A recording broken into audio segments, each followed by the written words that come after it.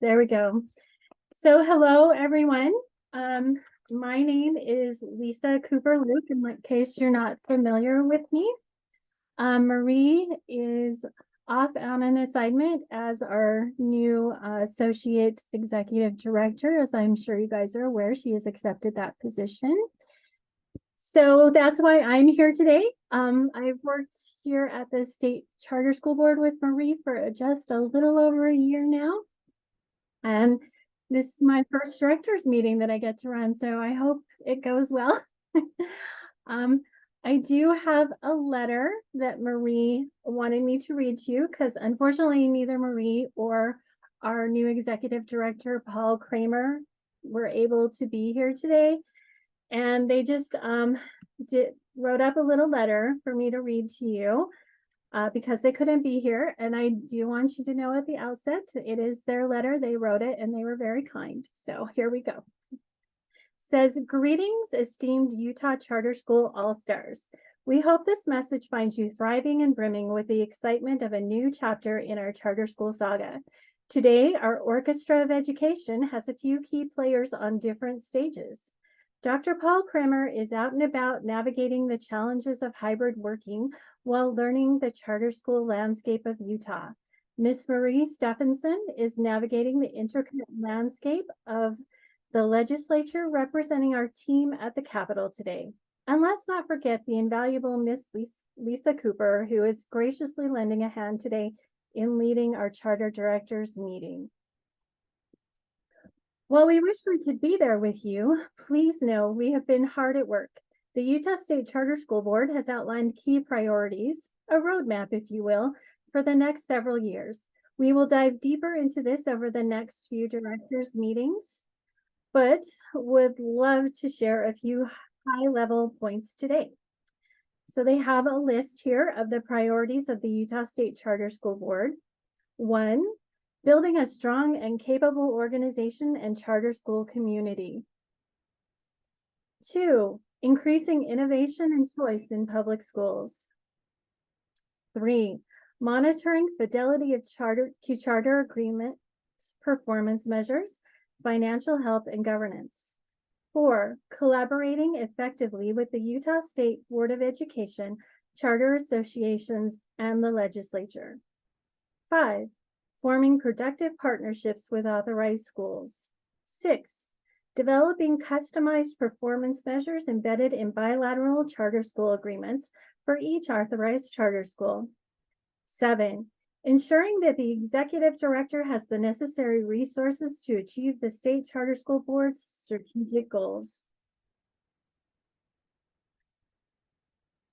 As we navigate this intricate symphony of priorities, rest assured that Dr. Kramer, Marie, and the rest of the staff are fully committed to working hand in hand with each of you. We anticipate creating an environment where innovation thrives, choices abound, and each student receives an education tailored to their unique needs.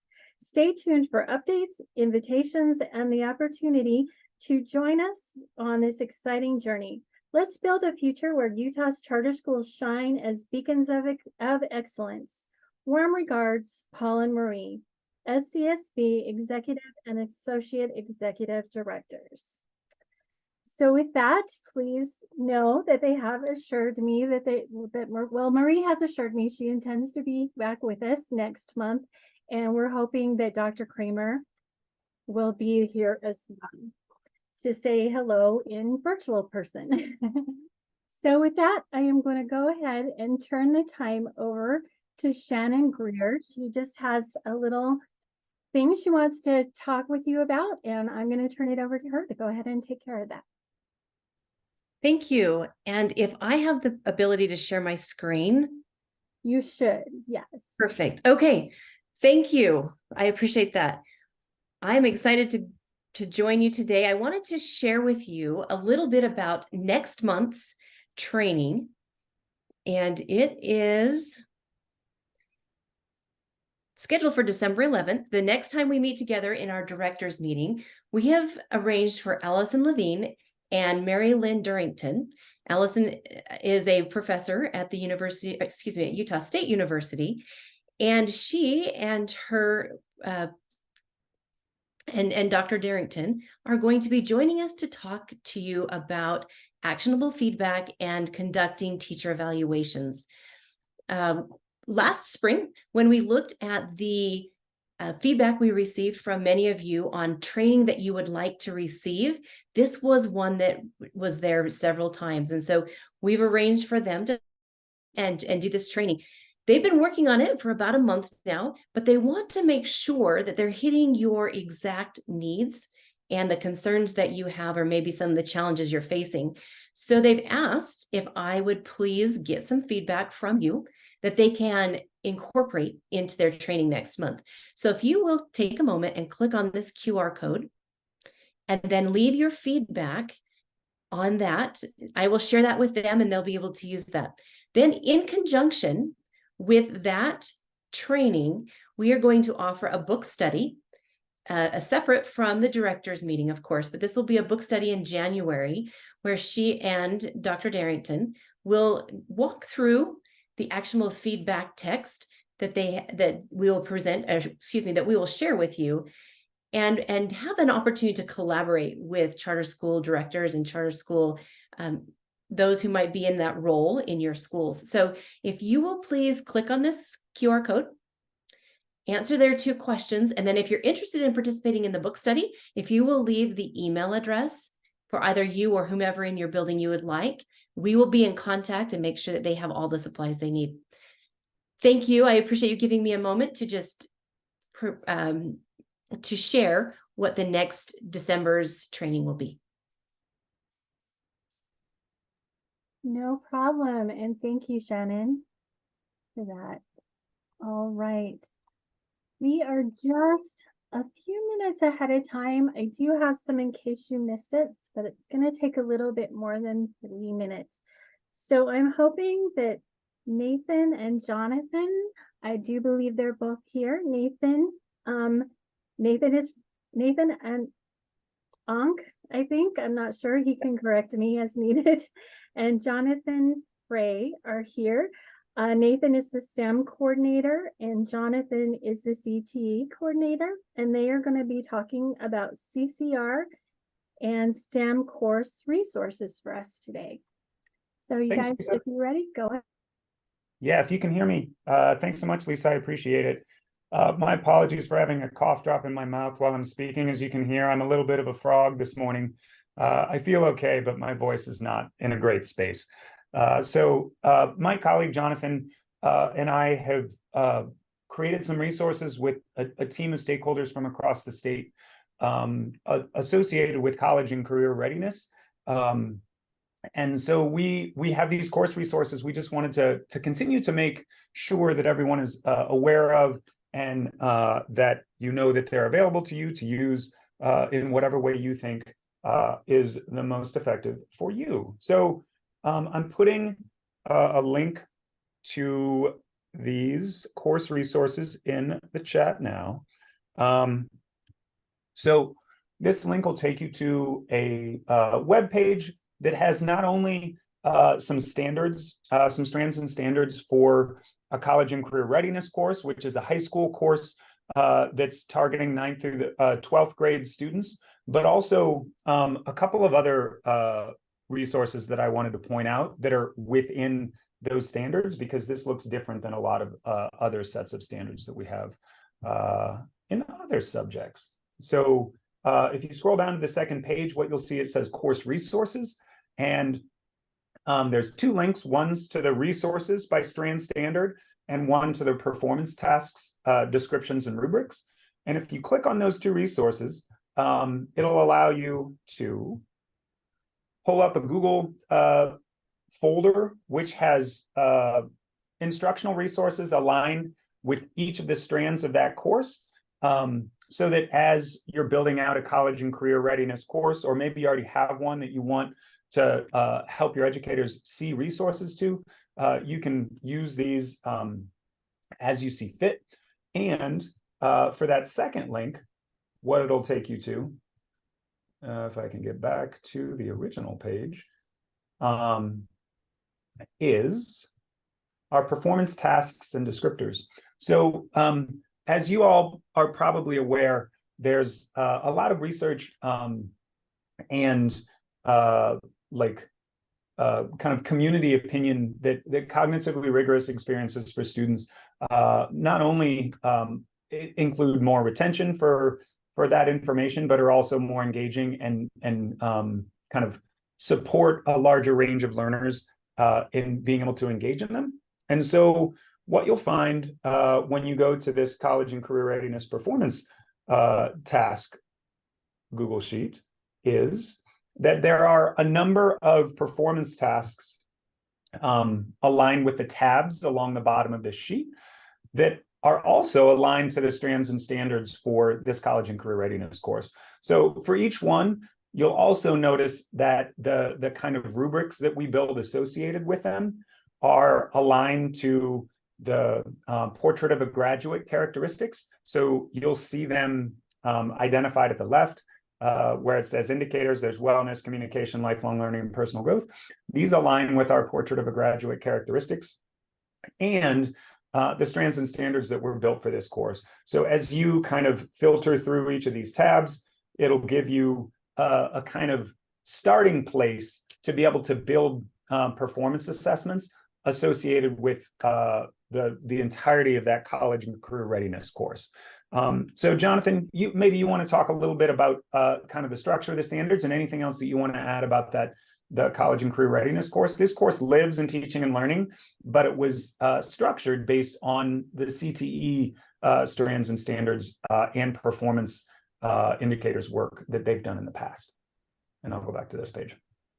And a large part of the focus of this one is we were looking at the need of how to prepare our students to transition from high school to the next step. And that's really what we're looking at is what is that next step? If it's a university program, a tech college program, or even a lot of our students that decide that they're not ready to move on, they want to go and start a career in something.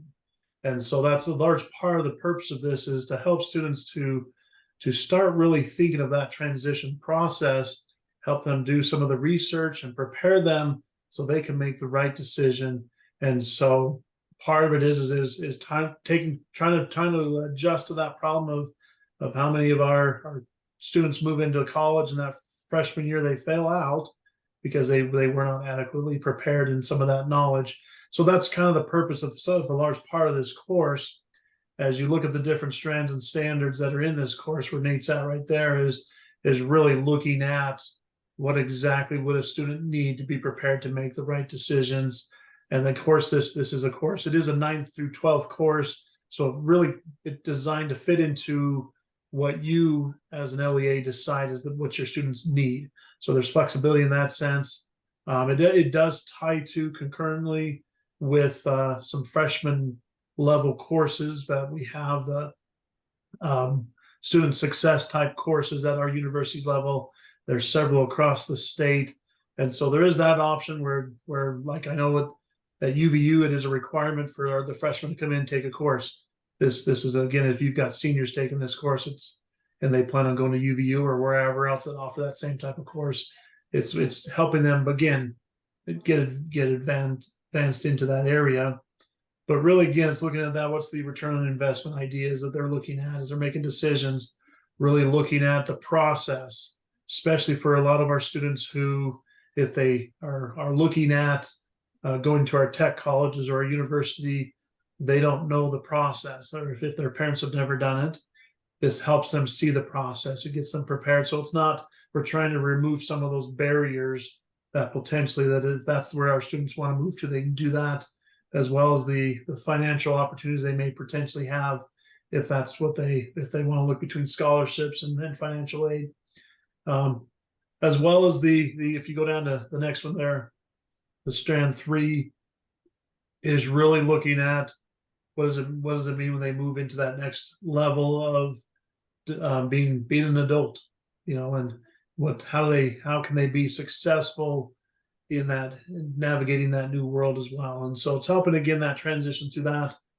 And then of course that final one is the things that help them get prepared, not only for entrance requirements, for job requirements, the resume, the cover letters. Again, we already do those in other courses.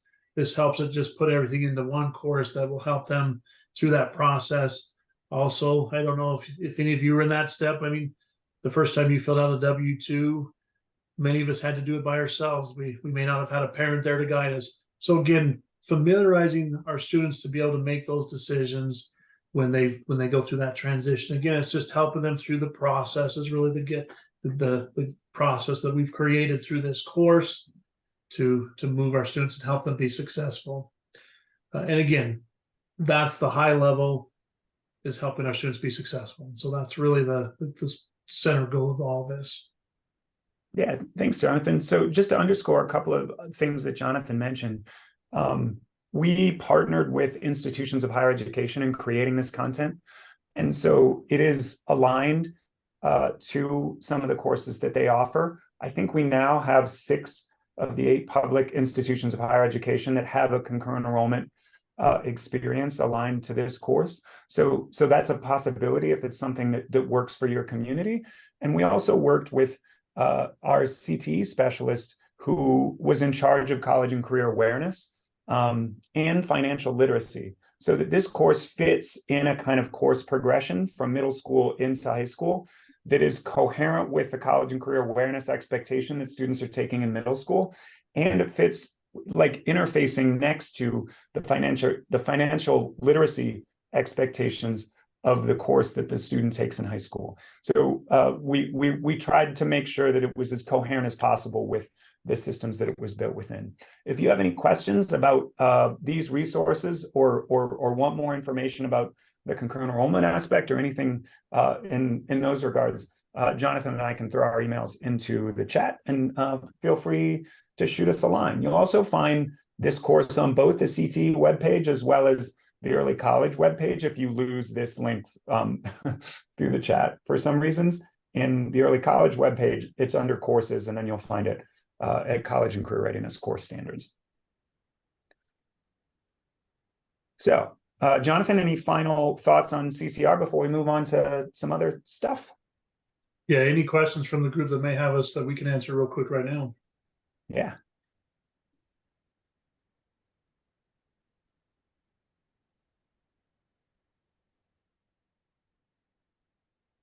Okay, seeing none immediately, feel free to throw them in the chat. We'll continue to answer them or shoot an email our way, rather. Jonathan, if you want to throw your email into the chat, that would be great.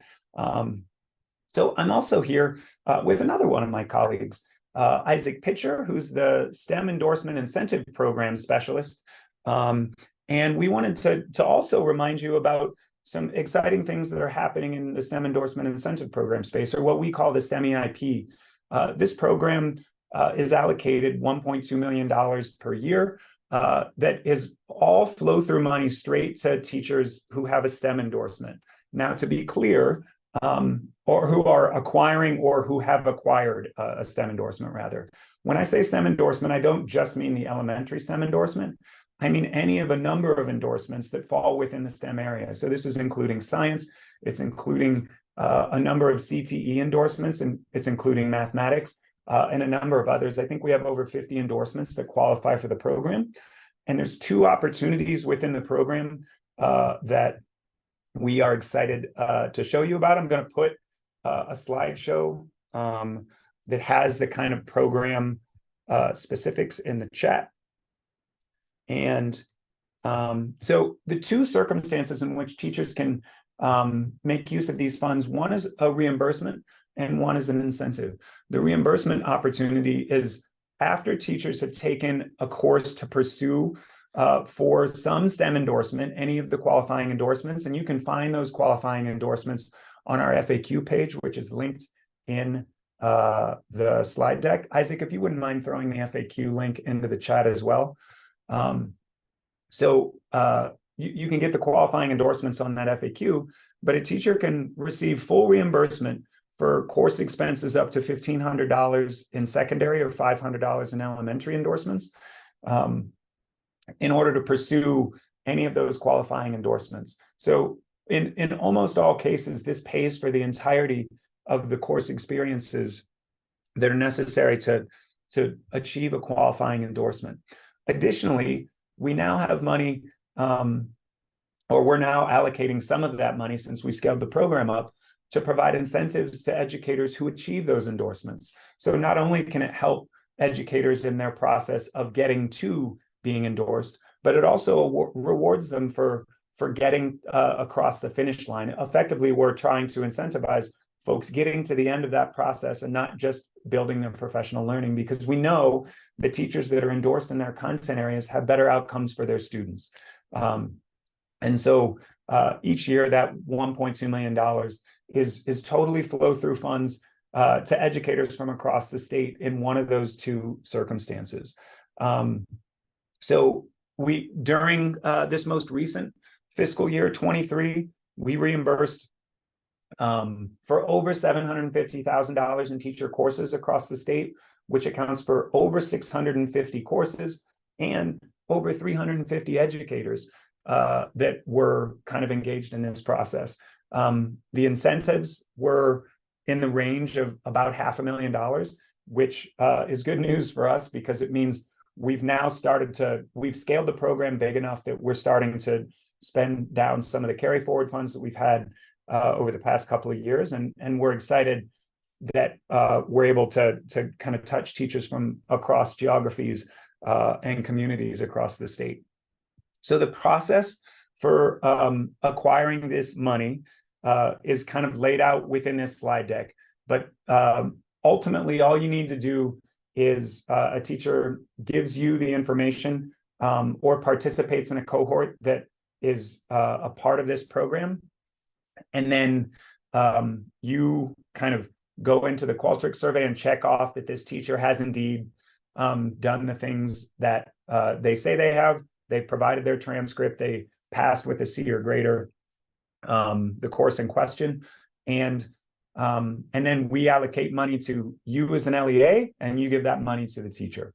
So you can, going through this slide deck, you can see the kind of talking points at the kind of higher level, but because our time is short, I won't go through the specifics of all these things. As I mentioned, there's this teacher pathway where you can be the administrator of these funds, but there's also the cohort pathway, which allows you as an LEA to run a cohort of teachers through this process, and then they never have to pay anything. You just incur the costs as the LEA, and then we will reimburse you whatever costs you've experienced in helping incentivize these teachers to participate. So you can get more information at this bit.ly. It's also linkable in the slideshow, I think. So feel free to get into those slides. And if you have any questions, you can reach out to Isaac and I, and we can help illuminate whatever way we can to kind of incentivize more teachers to participate in this program. So I think we have 2 minutes left if anyone else has any questions.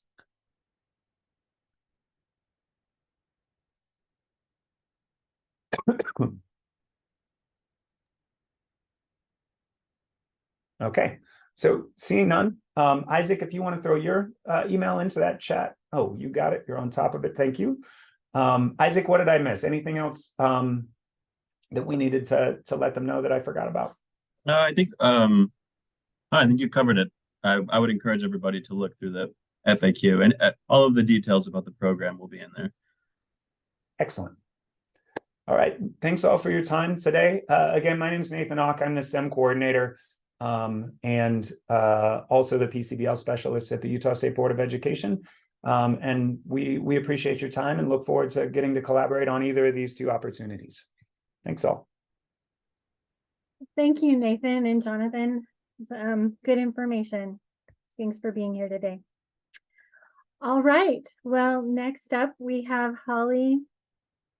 And I'm not sure how to pronounce Holly's last name. I'll let her go ahead and do that. She's the training specialist for the School Land Trust program. So Holly, whenever you're ready, go ahead and jump on. Okay, thank you. So my name is Holly Carouse. And as she said, I am the training specialist at the School Children's Trust section. I am going to put the link to my slide show in the chat so you can follow along. I also have resources listed at the end. So just a few reminders. We want to celebrate. We have 98.2% of all schools in the state that have completed the October 20th deadline items. And those are telling us whether your Charter Trust Land Council is your governing board or elected, council members, and principal assurance. And as we are looking at our data, I believe there are only 4 charter schools that have not completed these requirements. And so we will continue to reach out to you to see if you need any help or if you have any questions. We would love to help you get these completed sooner than later. I did want to go over times when a school land trust plan needs amendments. I did discuss this in October, but with these plans, they are fluid and things happen, things will not be available. So just a reminder that not all plans need amendments. Am I even sharing my screen? I am not. I apologize for that. Let me go back. Okay, because there is this really cute slide with our purple elephant celebrating that I put together specifically through AI just for you. So here we go. I apologize for that. Not all plans need amendments. An amendment will always need to be submitted for a new goal or a new spending category. And as you are creating these amendments at the council level, remember that the amendment must be approved by all levels before the school may use the funds that are consistent with the amendment. Some examples of a time when plans have needed amendments are a change in a current goal, creation of a new goal, significant changes in spending in a category, moving spending from one category to another within an existing goal. And that could be that salaries and benefits, that expenditure will be changing to books and technology expenditures. And then anytime spending is moved between goals. And so like I mentioned, there is an approval process that is similar to the approval process that the school land trust plans go through. And first, it does start with the Trust Land Council members, where they are creating and voting to approve the amendment to the school land trust plan. Now, these amendments are subject to a majority vote. Notes must be made of the date the amendment, notes must be made of the date the amendment was approved, the number of votes that were for or against the amendment, as well as any members that are absent. Second step is when the Trust Land Council takes that amendment to the governing board for their approval. And then if the amendment was not entered on the school land trust reporting website prior to going to the governing board, it does need to be entered on that school land trust reporting website before the LEA can do the approval. And then the LEA will review and approve the amendment. And then the last step is that the School Children's Trust section does the final review and the finalization. And then again, a note, just please remember that once the amendment is finalized, that's when those funds may be used as approved. And then I wanted to do another reminder for the timelines and where you should be. So I do have the 2 separate ones. The first one, if your charter board is serving as the Trust Land Council, there are some action items for November, December, January, and February. And then for charter boards that are not serving as the Trust Land Council, there are also some action items that need to be taken care of. And then all of the resources I have listed, these are hyperlinked. So this one is a how-to video for adding an amendment. This quickly goes over the plan amendment approval process. These website requirements, those are for trust land councils that are separate from the governing board. This next one is a link to the reporting website where you log in for your school land trust plans. We have a link for the public reports and then the 2 different timelines. And then as always, our contact information. Before I go, are there any questions that I can answer for you?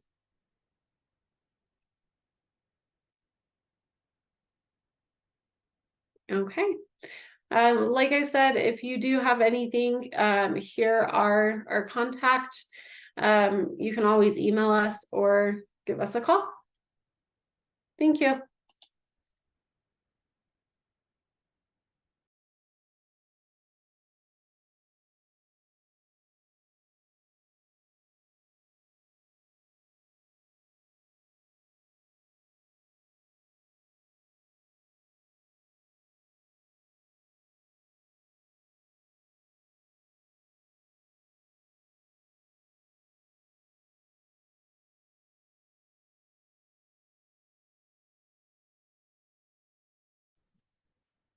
Lisa, you are muted.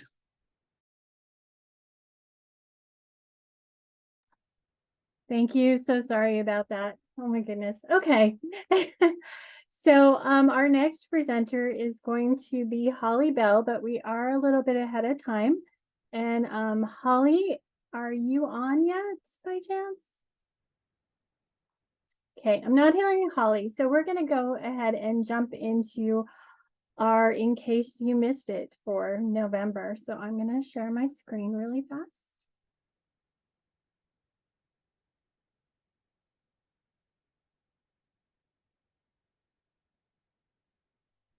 All right, so in case you missed it for November 2023, we have a lot of things going on. So I'm going to try and summarize these for you. You will get a copy of this when the slides or when the video is published. Marie will send out this slide deck to you as well. So like I said, just to highlight it today, this slide is about the state auditors, and the state auditor's office has prepared an audit alert document, and this was done in response to it noting some widespread non-compliance with the public notice requirements of Utah Code 524-203.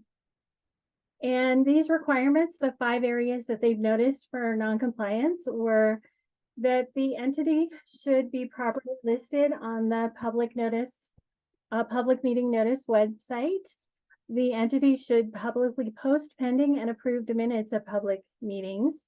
Entities must make an audio recording of open meetings available to the public for listening within 3 business days. Entities must list the names of all board members absent or present in the pending and approved minutes, and entities must post the name, phone number, and email of all board members on the PMN website. So in an effort to make their publications more accurate and useful to their intended audiences, the auditor's office is inviting individuals who work for local government entities to go ahead and read the draft. There is a URL for that draft that you will get when you get the slide deck. But if you like to go ahead and read that, and then the comment period will last for 30 days, and the end of that 30 days is actually going to be December 1st of 2023. And as you can see there, those comments should be submitted to Parker Van Erden. All right, next one is some free MANT de-escalation trainings that are going to be held throughout spring of 2024. These trainings are going to be for both new certifications and recertifications. And it's for any school personnel who are in need of de-escalation training. And the action is, if you are interested in the new certification training, there are a couple of registration links. There's a different one depending on whether you're getting a new certification or a recertification. So just be aware of those when and if you decide to go ahead and register for those. And questions on these, you can see the two contacts are for the training itself would be Ashley Lauer, and for the registration, if you're having issues with that, Tina Morandi. All right. Next is from USBE, and it's about in an effort to achieve the statewide goal of the 70% of third graders reading on grade level by 2027, which was part of SB 127. Leaders will be participating in a required 2-year professional learning cohorts, connecting the science of reading with the principles of change management. Ed Direction is going to provide the required trainings for this, and the number of participants from your LEA will vary depending on some circumstances that are listed there. But one thing to keep in mind is that it is highly recommended that all required participants in this from an LEA attend the same cohorts if at all possible.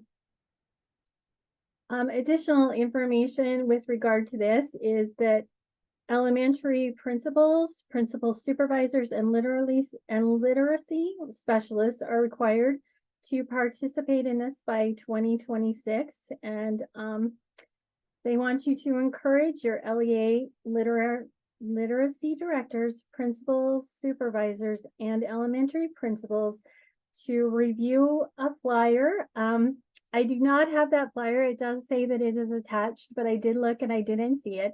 So there is contact information for Denise there. And if you want to get the hold of that flyer, go ahead and contact her for that. But again, they're strongly recommending that for these cohorts, all the people from your LEA attend the training together. All right.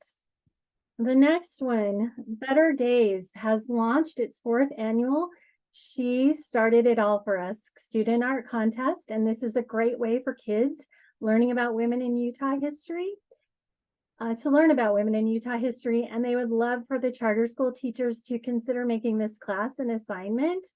This is for students in grade 4 through 12, and they can submit an original art piece about a woman in Utah history for a chance to win a cash award and other prizes. And submissions are open for that through January 22nd of 2024. And as always, the winning art will be displayed at the student event at the Capitol. And according to Governor Deidre Henderson, it's a fun opportunity to get some recognition for the students. The next one is the next one is from the USBE, and it's has released the school report cards. And the Utah school report cards, they allow the parents to examine school performance indicators such as achievement and growth. And reviewing the school report card for your community school is a great way to learn more about the school's strengths and areas that they are working to improve. And that is a quote from the State Superintendent of Public Instruction, Sydney Dixon. And we want to encourage everyone to review this interactive online tool designed to support transparency and promote continuous improvement. Those interested primarily in state data are also encouraged to visit USBE's Data Gateway, where they can find information on individual assessments, data for grade levels, graduation rates, and other resources. And then there's some information for parents who want to do so. Okay, next we have November 30th.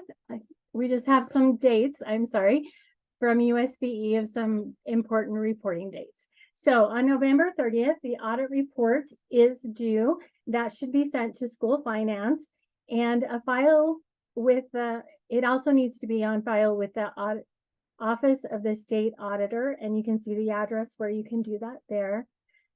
December 15th, if any of you use indirect costs, those proposals need to be in by that date. And LEAs who are electing to do so need to complete the indirect cost rate proposal module. And in UPEFS. And all sections must be certified by the appropriate finance authority at that LEA. And you also need an organizational chart covering the fiscal year 2023. And LEAs not electing to recover or indirect costs, they also need to make sure that they notify school finance that they will not be doing so. And then December 31st, if any of you have the federal single audit done, that report is due by that date. The due date, if not submitted with the audit report on November 30th, a federal single audit is required for all LEAs or entities expending $750,000 or more of federal funds in a fiscal year. And then the deferred revenue report is due on December 31st. And that report does the deferred unearned revenue should be filled out completely in the UPEFS deferred revenue module, and school finance staff will reconcile the deferred revenue amounts in your AFR and the audited government funds financial statements. So deferred revenue must be certified by the appropriate finance authority. I am going to stop there for a moment because we are back on time, and I'm running a little bit late, and I want to get Holly started if she is ready. So Holly Bell is going to be speaking about Equity Labs. So go ahead, Holly. Thank you, Lisa. It's good to see a bunch of names. I see a few faces. I won't take too long. I just wanted to, oh, hi, Tyler. Good to see you. I wanted to tell you about the Equity Labs, and I have sent an invitation to many of you, not to all of you, because this particular Equity Lab that we're doing is for ATSI schools who have been identified for the students who are English learners group. I sent Marie an email with the list of the schools that were identified. If you didn't see that email come through, we have already had one Equity Lab. It's our virtual Equity Lab last Monday. And I don't know if some of you are online who attended that. And yes, I will tell you a little bit more about what it is. And so we have one more on November 30th, and that will be at 12:30 at the USBE that is specifically for charter schools. We recognize that you have unique communities, unique needs, even amongst each other, but you also have unique challenges that you share. Now, what we'll be focusing on in the Equity Lab, it's an interactive session where we provide you with your unique data for your school, specific to students who are multilingual learners, and you'll have some time to review the data and then also go through a force field analysis and make an action plan on how to address the needs of those students. And for me, it's one of my most enjoyable initiatives that I do, because it's so important to gather a team together from your LEA and spend focused time looking at your data and really digging into what is going on behind these disparities that we might see. What opportunities do we have to address them to better support our students who are learning English? So I just wanted to invite you. And if you're wondering if you're on the list, I gave that list to Marie. I just emailed her a few minutes ago. And then you also may have received an email. Now, if you want to sign up, just email me directly. Don't worry about the Sign Up Genius that I sent you before. And I can put my email in the chat.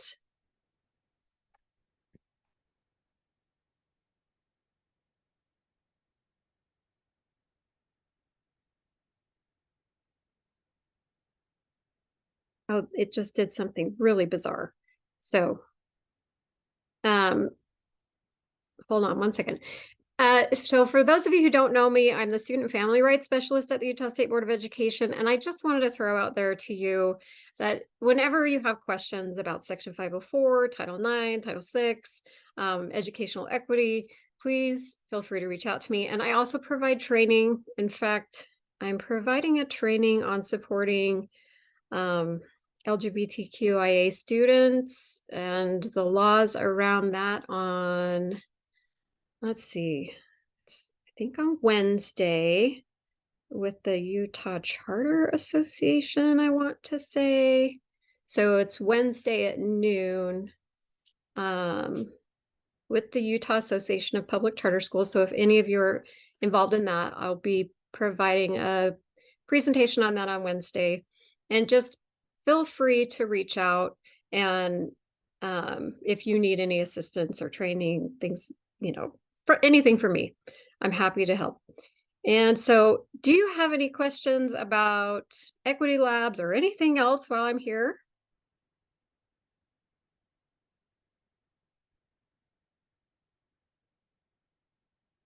Okay, now we're going to try again to put my email in the chat.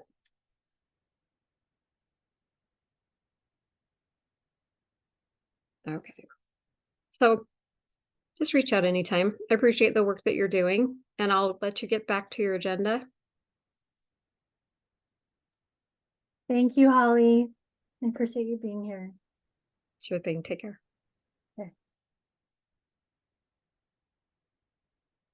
All right, we're once again a little bit ahead of schedule, and our next presenter, it doesn't look like is on yet, so we'll go back to our in case you missed it for a minute, and hopefully she'll be jumping on really soon. All right.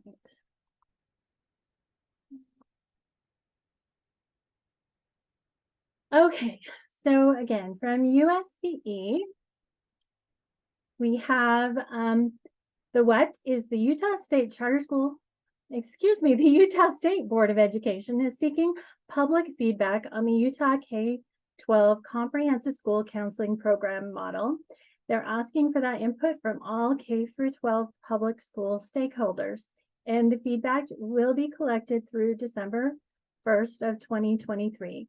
If you would like to provide some feedback, please make sure you review the current draft of the Utah K-12 Comprehensive School Counseling Program model. And then it says it is attached to the email. Not sure where the attachment is, but hopefully you guys have received an email on that and you can look at it. Or if you need help finding it, let me know and I can do that. And then there's a voluntary feedback survey that you can take. And then for more questions about that, please go ahead and contact Bethany Maker. All right. Next. Okay, so this one is about the data released by the Board of Education regarding the enrollment in Utah's public education system. I think we've all heard that there has been a decrease in there. It was a 0.3% decrease from the previous year. And for this year, the largest decreases were in student counts were in the elementary grades, with kindergarten showing the 3% decline and first grade showing a 4.4% decline from the last year. Now, in contrast to this, the charter schools continue to show growth by added 513 students, which was a 1% increase from the prior year. And charter schools now account for over 79,000 students in the public school population, which is 12% of the statewide student enrollment. And also some interesting facts, the number of students who are considered economically disadvantaged grew this past year by 1.2%. They now make up 30% of the total student population. And the number of students with disabilities also increased pretty significantly. It marked a 12.9% change. And students requiring English language learning services remained approximately the same at 9% of the student population. And the Alpine School District continues to be the largest district in the state. And then K-3 literacy curriculum. So the Curriculum Review Committee has completed its fall 2023 review, and the team has updated its curriculum list. The programs are organized by comprehensive core, supplemental, and intervention, and in alphabetical order. So I can let you look further into that, but they did have, as a reminder, the RIMS, which is the Recommended Instructional Materials System list, has other state code requirements, such as keeping programs in the database for 5 years. And due to many programs in the system being submitted and reviewed prior to the SB 127 passing, it is not updated to meet these new requirements, which is why the K-3 elementary literacy curriculum list for Utah has been created and shared for you. And data recently released by the USBE indicates that 77% of enrolled Utah kindergartners have decided to take advantage of the full day kindergarten options. So as of October 1st of 2023, 39,911 Utah families have opted for full day kindergarten for their students, and only 23% of students enrolled in the half-day option. And we have a quote here. We have seen a great demand for full-day kindergarten in Utah, and we are glad that the state has invested in providing this option for Utah families. And that was a quote from State Superintendent of Public Instruction, Sydney Dixon. And in several districts, including Grand, Emory, and Daggett, actually 100% of the students are participating in this full-day option. And a more comprehensive list of the kindergarten counts can be found at the link when you receive the slide deck. And the State Board of Education, Rule 277-484, requires a complete update and finalization of data with an as of date of December 1st, 2023 to be input into the UTREX system before 5 p.m. Mountain Standard Time on December 7th, 2023. The rule does not allow for extensions, so keep that in mind as you're looking to make your submissions. And you want to ensure that your submission is complete, accurate, and finalized before 5 p.m. of 12/7. And failure to submit the data will subject the LEA to the provisions outlined in our 277 114. And the deadlines for the 12/1/23 data submission, the first thing to keep in mind is that on 11/24/23 by 5 p.m., you have to have all your historical updated requests submitted by that date so they can be there in time for that December 7th submission.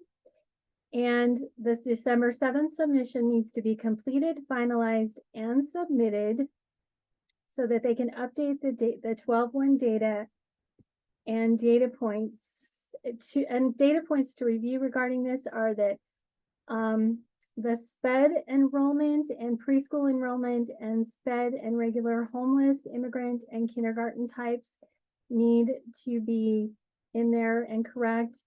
And this submission serves as providing assertions by the LEA to the USBE, and it is expected that the LEA data, IT, and financial personnel will have reviewed the data for accuracy and validity before it is submitted. So that is our last slide with regard to that, which is perfect timing for our next presenter. And let's go ahead and see if she is ready. So Melissa Mendenhall from the elementary science, and she's a STEM specialist. She is going to present on pre-K through 12, a pre-K through 12 science update. So Melissa, whenever you're ready, go ahead. Hi, Lisa. Hello, everyone. Also, Milo Mon is here with me. We work together as a team. I'm the elementary science and STEM specialist, and Milo, I'll let you introduce yourself. And I am the secondary science education specialist. So, Lisa, is it okay if I share my screen? Yes, go ahead.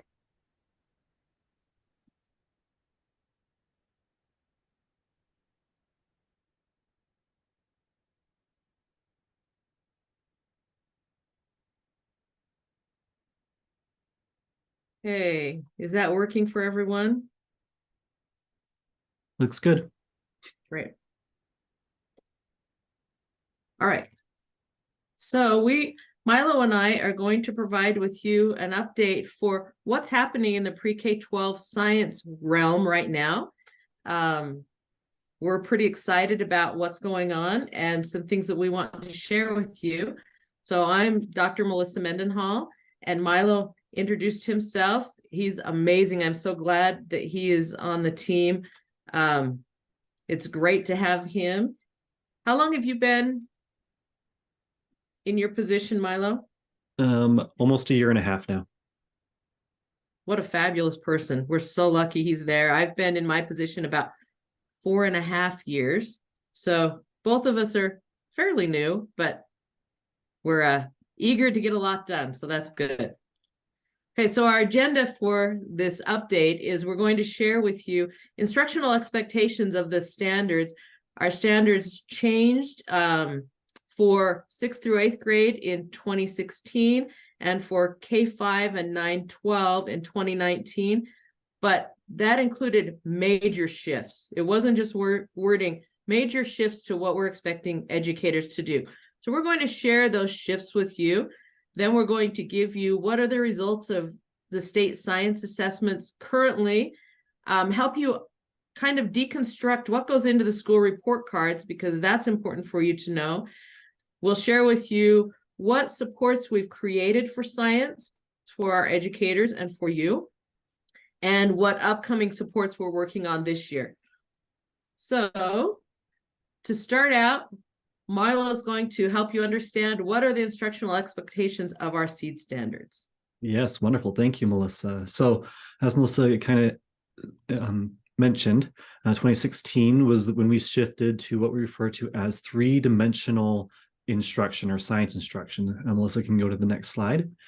And so what in the past, our science standards were really focused just on the content. What do students need to know?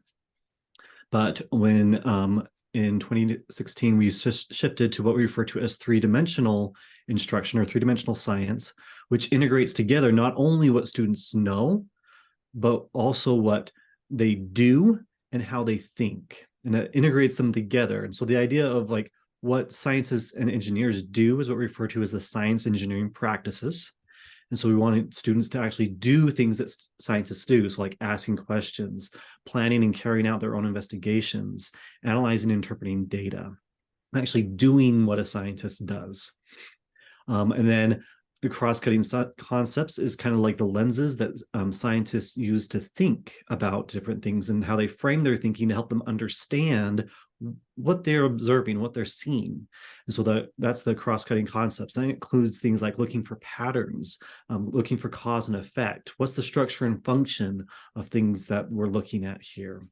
And so how do scientists think? And then, of course, we have what they know. We call that our display core ideas. So the main ideas of biology, of life science, of physics, that knowledge base that helps them understand and explain what's going on. And all three of those get integrated together. Melissa, if you can go to the next slide. And so this quote here says, "The three dimensions of science learning, the practices, cross-cutting concepts, and discovery core ideas need to play a part in everything teachers and students do in science class, and they need to be woven together in a way that builds cumulatively." And so our science standards, every science standard has at least one practice, one cross-cutting concept, and one core idea that is stated in the standard itself. And in classroom instruction, that translates to classroom instruction being basically any activity that they're doing in the classroom should integrate together those three ideas. There should be potentially a science engineering practice, a cross-cutting concept, and a core idea behind every single activity that they're doing in the classroom. And these activities, you can go to the next slide, help them to understand what we refer to as a phenomena or authentic problem. And so these are integrated around phenomena, helping them to bring relevance to their situation. So basically, like, why is the sky blue is a good phenomena. It's blue during the day, but at night it's dark. That could be a phenomena that they're trying to investigate in the classroom. And they're going to use the practices, the cross-cutting concepts, and the content to integrate together to figure out that phenomena, maybe build a model about that phenomena and do experiments. And that's kind of the main shifts that have gone on with our science instruction. And you can see this reflected in our SEED standards. You can go to the next slide, Melissa. So for example, here is our SEED standard. This is for kindergarten, K.2.4. And the science engineering practices is bolded. So for this one, it's design and communicate a solution is the science engineering practice. The cross-cutting concepts in our standards will be underlined. So this one, it's effects.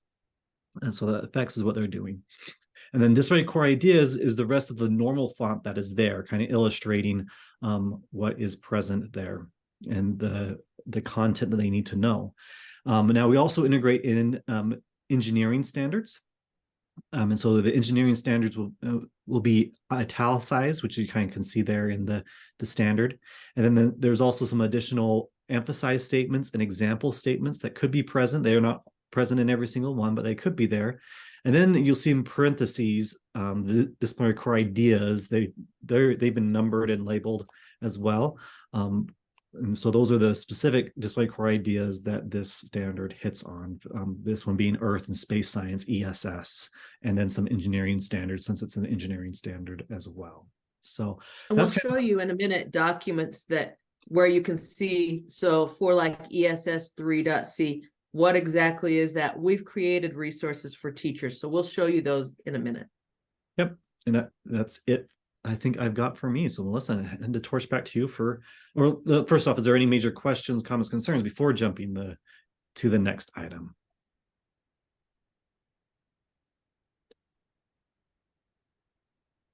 The only question I saw in there was whether or not the slides would be made available to. Yes, I will get those to you. Sweet. Okay, our statewide science assessment results. Where are we at currently? This has been a huge transition for teachers. It's pretty much renovated every teacher in the state. No one has learned this way. So all teachers are having to revision. What is effective science instruction? It's really changed from this idea of learning about to figuring out to sense making. And that's what we really want to see our students doing. So where are we at right now? Grades 4 through 8 take the RISE science assessment, the summative RISE science assessment. Those assessments are built to mirror what we would expect effective science instruction to look like. They start with an authentic context phenomenon. Here's a situation. Then students are scaffolded through using practices and ways of thinking, which are the cross-cutting concepts, to ultimately be able to explain what's the science concept at work in this phenomenon, this authentic situation. Our tests are fabulous to help teachers understand the rigor of what's expected, and also to think about how do we need to shift instruction, because instruction should look like what these assessments look like to a large extent. So we started this assessment in 2018-19. That's the first year we have data. And grades 4 through 8 cumulatively were 51% proficient in our science standards. During COVID, that dipped a little bit, but then it's coming back up. So just a slight dip. We're back up to 50% proficient. So that's really a good thing. But I do think there's a lot of room that by some minor shifts to the ways of thinking, we can really support much higher proficiency for our students. So that's grades 4 through 8. Milo's going to talk about the rest of the grades. Yeah, so in high school, we have 2 end of year tests or one major one that is administered, and that's the Utah Aspire Plus. And the Utah Aspire Plus is meant to be an indicator of how well students will be doing on the ACT. It's supposed to be the ACT-like test to get them prepared for that. And you can see that we see similar trends from what was seen in elementary school from the RISE test, a dip with COVID occurring and then potentially coming back and even getting above where we are at pre-COVID levels in some cases there. So that's kind of some good signs to see there. Aspire Plus is only administered in 9th and 10th grade. And we don't have an end of year test that's administered in 11th and 12th grade, but we do have the ACT. Melissa, if you can go to the next slide. And so the ACT is generally administered during 11th grade.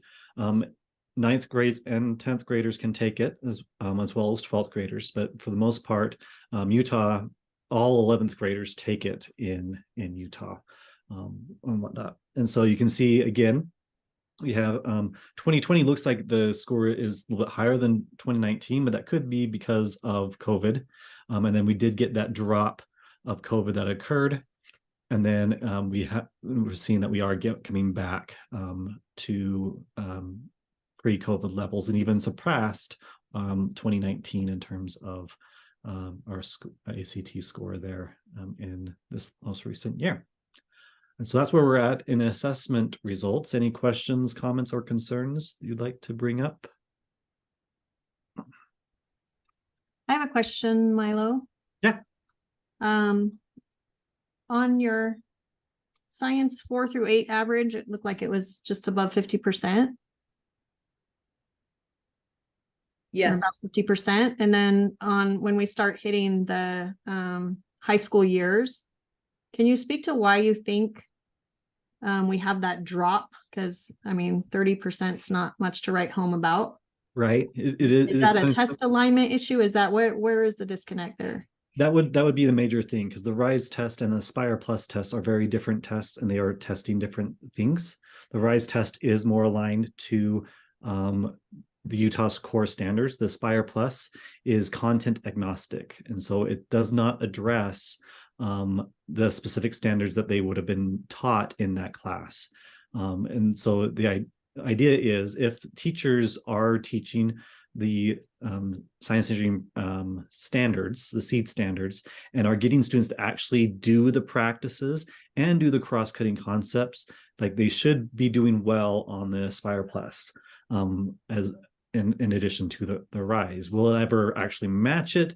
That's up for debate, but they are very different tests in terms of how they're administered and what they're looking at and the data that they're collecting in that regards. And that's partially why we have very different proficiency scales. It's a good question, though. Thank you. Because they are very different tests. Which I think that brings us to this idea of school report cards, because I know that those are coming out real soon if they have not already. So I think it's important for us to see how those are put together.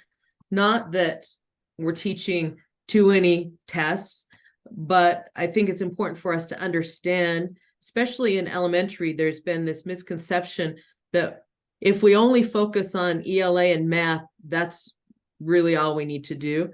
Well, the school report cards don't say that that's accurate. When we look at how the school report cards are weighted, for elementary, you can see 37% for proficiency, 37% for growth. There's 25%, which is for the lowest. 17% is for the lowest 25% of our students. And then 9% is English learner progress. That's determined by WIDA. So that's kind of, we can pull that piece out. The other three pieces are split equally into thirds. So this proficiency is worth a total of 56 points, and it's split evenly between science, ELA, and math. Each one of them are worth 18 2/3 points. So that proficiency amount, so if they do really well in language arts, they might get, close to 18 of those points. Same with math. However, if they haven't done well in science, you can't get those 18 points. So 50% proficiency would put you at only 9 1/3 points for science. The same thing is true in growth. It's weighted exactly 1/3, 1/3, and 1/3. And for your lowest 25% of the students, again, it's weighted exactly 1/3, 1/3, and 1/3. So that's important for people to know, that science is equally weighted with math and language arts when you're looking at your school report card. For high schools, it's similar. It's 1/3 of proficiency, 1/3 of growth, and it is one-third of your growth of your lowest 25%. These other factors, it is not, none of them play into that. They look at course taking, trans, ACT. So those are kind of taken out of the picture. I put in here this cute, well, I think actually Milo put it in for me. The QR code takes you to the direct assessment handbook to show you and explain this to you if you want to actually see it in USBE print. It starts on page 14 and goes through about page 17. And it will tell you that 1/3 of the points are 18 2/3, and they're awarded for each subject area. And then they're summed and added together for total achievement in each of those 3 areas. So if there's fewer than 10, that's a little bit different story. You can read about that if there are fewer than 10 students that take the test. So you can read about those situations. But in general, for all of those sections, they're all equally weighted, 1/3, 1/3, and 1/3. So something that I've found principals really don't know. And they need to be aware of that. I think it's in their best interest to know that. Okay, let's move on to completed supports. First of all, was there any question about the school report card?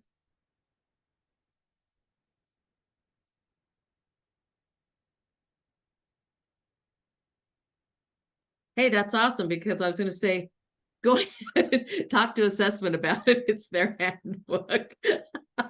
So, woohoo! I like the no questions in that area. I'm just the purveyor of what's happening. I am not the maker of them. Okay, so let's look at completed science supports. So these are things that our educators have available to them. We have core guides for every grade or content area in kindergarten through 12th grade. They include formative assessments that are built in the same fashion as the summative assessments for RISE for grades 4 to 8. So they're practice tests for teachers to help see, how are my students doing? How are they at understanding the rigor expected? How am I doing in supporting them and being competent?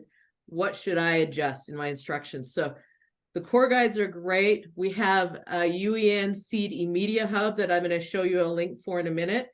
We have Seed Canvas courses for teachers, and I'll explain what they are momentarily. And then something that I highlighted here because I think will be useful to you is an observation rubric that you can take as you're going through your science classrooms or watching science instruction to help you know what should I be looking for and how can I support teachers. There's a QR code here that goes to it, but just really quickly, it shows you from less effective to more highly effective.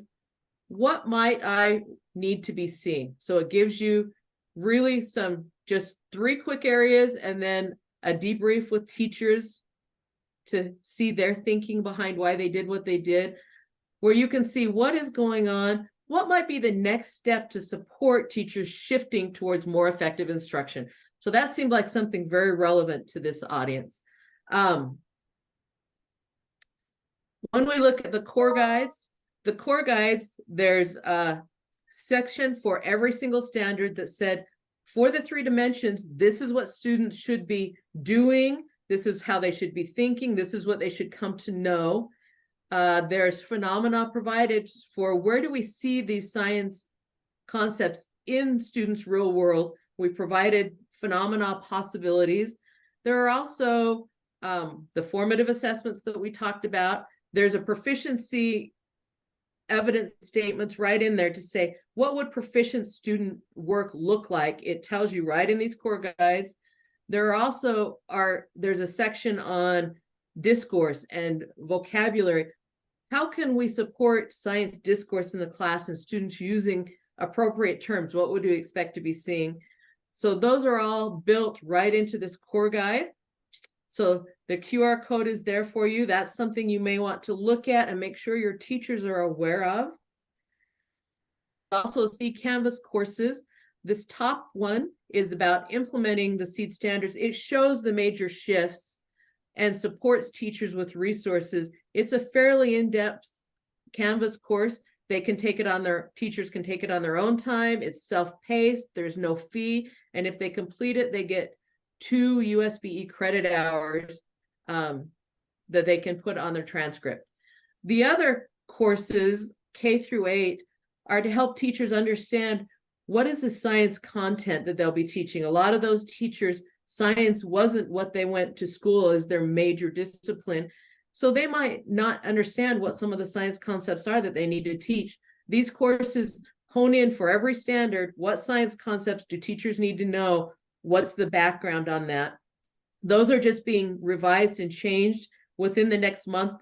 The new versions will pop up. So I might wait a month before I share that with teachers.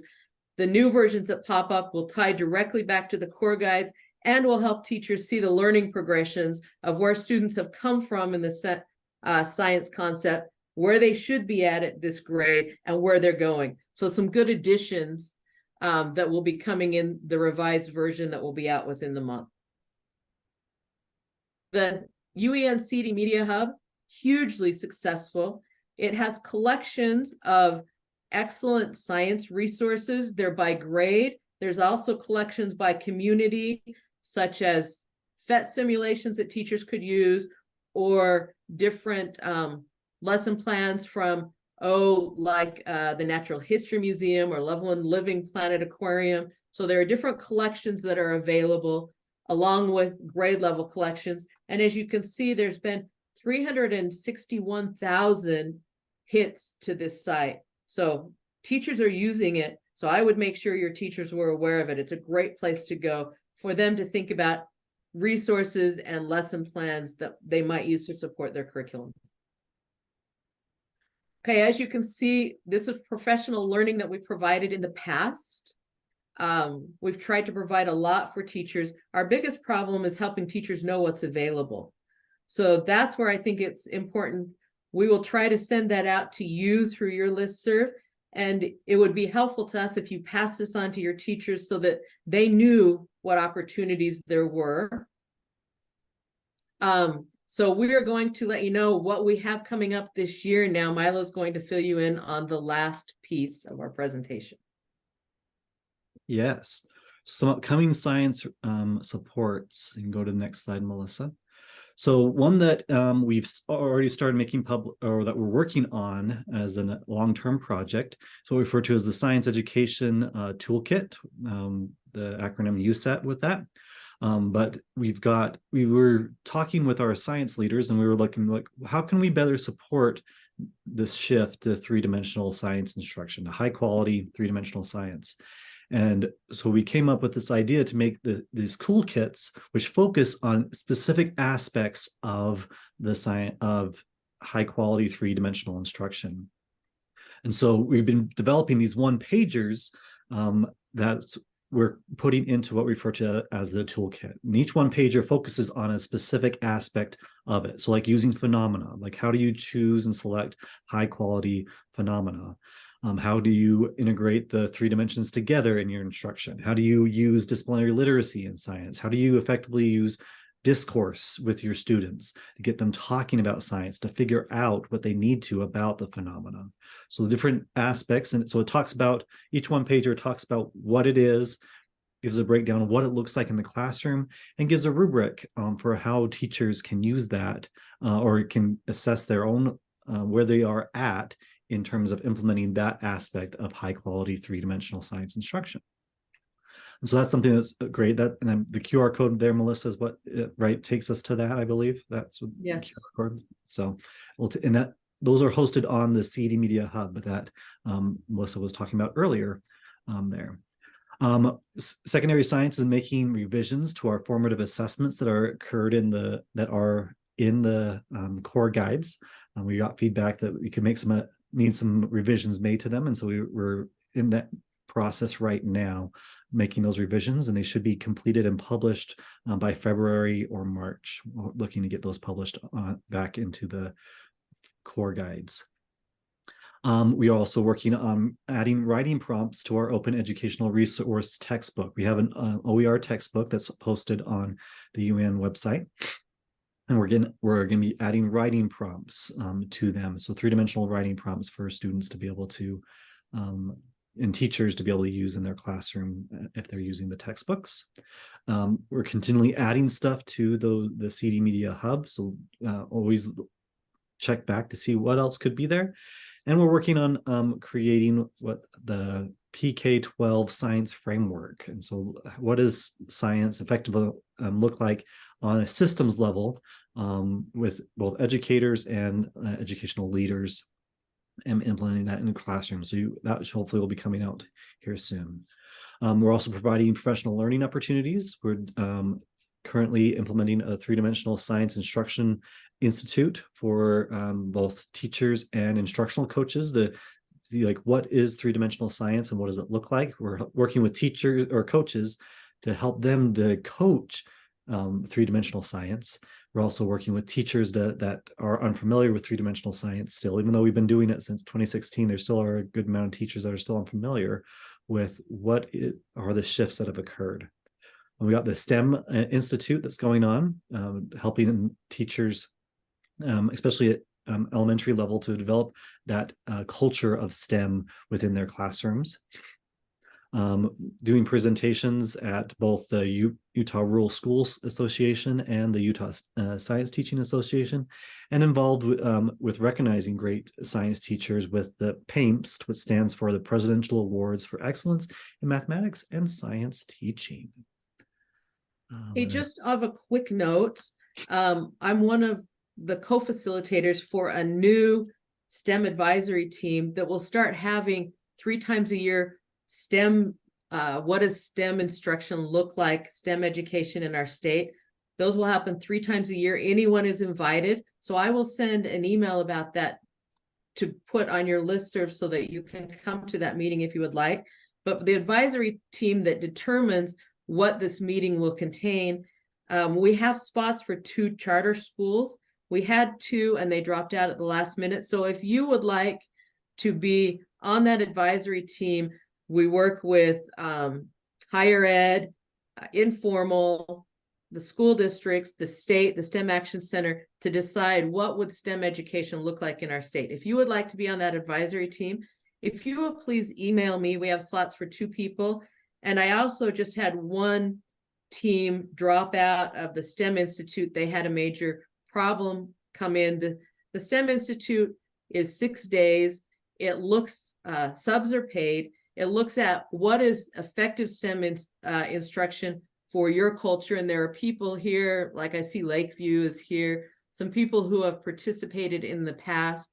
It's a fabulous institute. We bring in NASA, we bring in different specialists to help you think, what can we do for our community, for our school to improve STEM instruction? So if you're interested in that, there is room for one team to join. So just a note of things to think about. Please email me about either of those, which gets us to, we don't have time for questions, but we do have our emails up.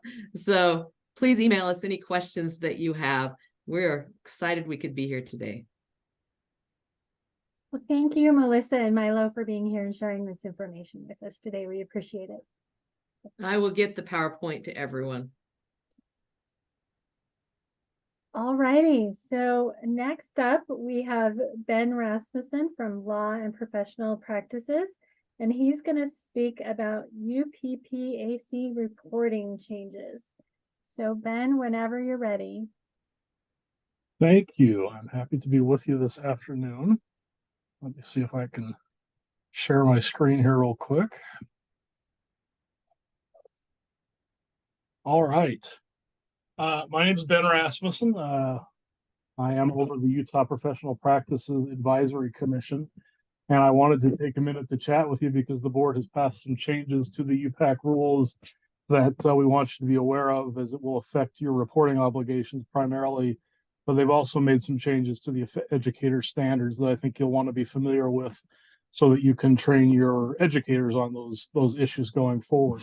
So I've labeled these coming attractions at UPAC, and we'll talk a little bit about those. For those of you that aren't terribly familiar with UPAC, this is our UPAC staff. Just so that you're familiar with us, Ashley and Lisa are our investigators who handle the look into the complaints we receive. Brandy is our assistant that clears all your background checks and works with us, and I'm the team leader. So I'm here to talk to you a little bit about what's coming forward. The rule changes that have been passed are going to be effective, so that you're aware, around January 7th. The board passed these rule changes in the most recent November meeting. We'll publish those in the bulletin. The state issues on December 1st, and then there's 37 days before those take effective. So around January 7th, they take effect, and these new requirements will start to become binding on all the LEAs.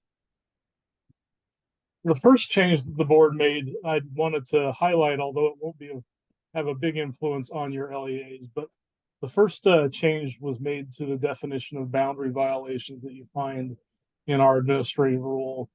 There have been a number of questions out there as to the penalties for boundary violations and how many times an educator has to repeat professional misconduct before more serious penalties come into play.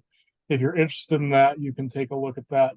We've kind of highlighted the different factors that UPAC's going to look at when determining when higher penalties such as a suspension or reprimand may come into play for student boundary issues.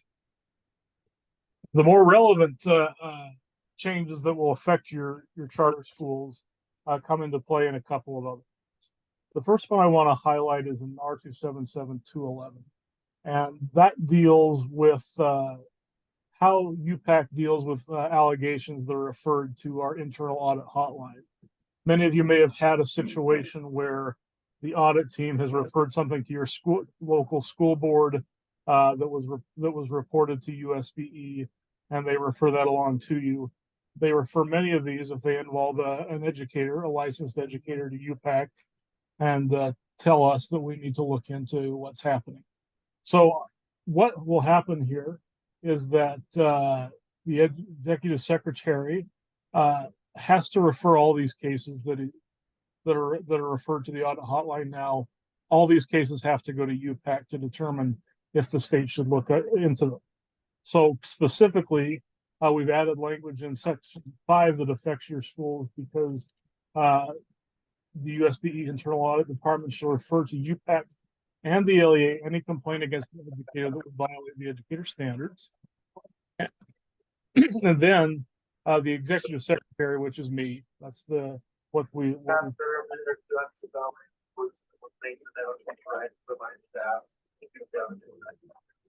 does anyone know that they're talking there? It looks like you muted. Okay. So when I get one of these allegations that involves your school, you'll probably get an email from me that says, we've gotten this complaint to the internal audit hotline. Can you tell me anything about it? Do you have any relevant evidence? The rule requires me to consult with your school. And basically what we will ask is if you have any information that you'd like UPAC to consider before we determine whether to open a case involving your educator. A lot of times this is just sharing what you've already investigated. Some schools will look into things when they get these and kind of report back. If you do want to do that and investigate before we open a case, we will usually defer to you on that. But just know that when we get these internal audit hotline complaints, that's kind of the process that we will take. We'll contact your school, make sure that you're aware of the complaint, and then seek your advice and any evidence you have regarding the case before UPAC determines whether we should get involved. Let's see, there's in the chat it says, or did I put January 7th, 2023? Yes, that should be 2024. Thanks for catching. Okay. The next thing that the board did was they made a number of changes to the educator standards. So the next few slides that I'm going to show to you are changes that were made to kind of the list of things that educators are either prohibited from doing or that the educators are required to do. First change they made was in the language regarding the materials that educators are providing to students. This was tailored to fit in with the sensitive materials laws that are out there and your LEA's policies on sensitive materials.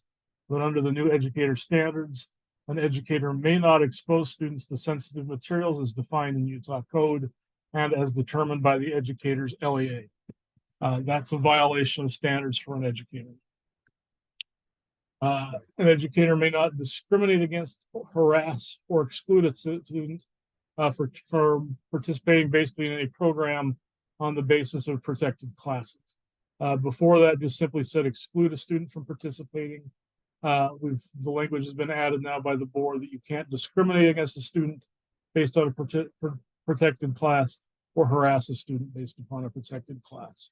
So they've expanded that definition a little bit more based on the perception that there is some discrimination going on here anecdotally.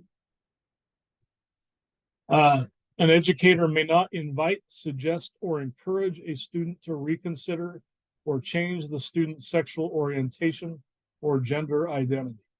That's a whole new provision in there that the board is concerned about, and so that's something that we'll be watching for, is invite, suggest, or encourage a student to change sexual orientation or gender identity is prohibited conduct by an educator. Next, an educator may not use the educator's position through instruction materials or symbols to actively endorse, promote, or disparage a particular partisan, religious, denominational, sectarian, agnostic, or atheistic belief or viewpoint in a manner inconsistent with the policy of the educator's LEA. So they went back and forth on the wording there. They changed that a little bit. They had ideological in there at one point, but settled just in that partisan language. But educators will now need to be careful that they're not promoting certain beliefs over others or disparaging certain beliefs. We have a new provision on sex education. An educator may not violate the codes or rules regarding what can be taught in sex education. And supplemental materials, an educator shall use supplemental materials consistent with LEA policy as required by Utah code. So that's something else where they've tried to tie into what the legislature has been doing here. As you know, a lot of these are coming forward because the legislature has had a lot of bills floating with concerns about certain things in the classroom, and the board's tried to stave off future legislation in part by hopefully strengthening the educator standards and tightening what's in there. So it's important that you know what's in the educator standards, because any violation of the educator standards is required to be reported to UPAC. So that's not new, but I wanted to highlight the existing language for reporting that stays the same. And that is that an LEA shall notify UPAC if an educator is determined pursuant to a judicial or administrative proceeding or internal LEA investigation to have violated the educator standards described in the rule. So that is the primary reporting role. That stays the same. If you have a violation of the standards, those should be reported to UPAC on our forms. There's a new reporting wrinkle that's been added here, because there's a concern that parent reports are going to schools, and that's and bear in mind, I'm not the one that came up with this, but this is what board members are hearing anecdotally, is that schools aren't following up on parent reports, or parents don't hear what's happening with their complaints to the schools about educators, and so they come to the board frustrated. So the new requirement is that anytime a parent reports a teacher to your school and alleges a violation of the standards, that has to be reported to UPAC within 30 days. Now, what does that look like? That means that many of you will conduct an investigation in that 30 days and say, yes, this is true, no, this is not true. Either way, if a parent reports a violation of the standards or alleges a violation of the standards about one of your educators, you're going to have to report that to UPAC within 30 days. Now, if you're not done with your investigation when you report that, UPAC's going to report it. We're going to just kind of sit on it and kind of wait for you to follow up, because we want to know what your LEA investigation determines before we determine whether we look into it. But all notifications from parents are going to have to come to UPAC. Now, I will say that this measure was a lot more extreme when it was first drafted. I will acknowledge that this is a little burdensome on your schools to have to report these things to UPAC. When it was first drafted, it was originally going to be within 72 hours. And it was originally all allegations, not just allegations from a parent. So through the committee process and through the board process, they did narrow that down some, but they feel like we need to be tracking the allegations that parents are making regarding teachers, seeing what's coming of those, and they feel like this will help us from a data perspective, even on the cases that we don't open. The allegations that we get under the sent to UPAC are going to be classified as private under the rule changes, so that while some of these allegations may be proven to be false after you investigate them, even though you have to let us know about them, we're going to classify them as private and not make them as not share them with the public. When you do send in referrals, we're asking under the rule changes that you provide us specifically what the findings of your school's investigation was, whether any criminal charges were filed, what your school's disciplinary action was or was not. So if you decided not to take action, let us know what that was and the reason for that decision, and then any evidence that may be relevant if UPAC chooses to investigate the matter. The feeling that the board, the sponsors of these changes shared with us, was that most of these changes, if the school doesn't substantiate that anything happened, we're not going to get involved in. But there may be a few cases where we look at it and we want to take a second look, and so that's why we need this information in those cases. So how does this, I just kind of want to summarize how this changes things, just so that you understand. For most allegations from a student or from a colleague or just something that you observe as an administrator, nothing's changing in this process. Your LEA is going to continue to investigate and refer substantiated violations of the educator standards to UPAC. That doesn't change. We'll still look at those at the same rubric, ask for the same information. When you do get an allegation from a parent, if your investigation is complete within 30 days, very little is going to change. You'll still, if there's a substantiated violation, you're going to report that to UPAC still. The one thing that will change is you will send, if you find that the allegations are not substantiated, that the allegations are false, you're still going to send us a form that says this was the allegation from the parent, this is what we found, and UPAC will determine how to move forward from there. If your investigation on something takes longer than 30 days, like I said, UPAC is going to record those allegations, and then your LEA will follow up with UPAC after your investigation is complete. We may set a 30-day or a 60-day timer after we get it to follow up with you if we don't hear anything else. But hopefully between either you contacting us or us following up with you, we'll find out what you ultimately concluded about those things. And then UPAC will review and determine if a separate look is warranted from the state.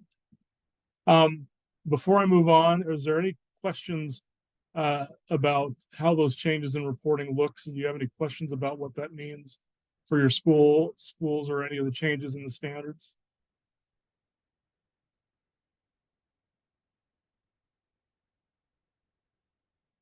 If you have anything, feel free to put it in the chat. I'm going to touch on one other thing just briefly, but that's the primary reason that I wanted to come.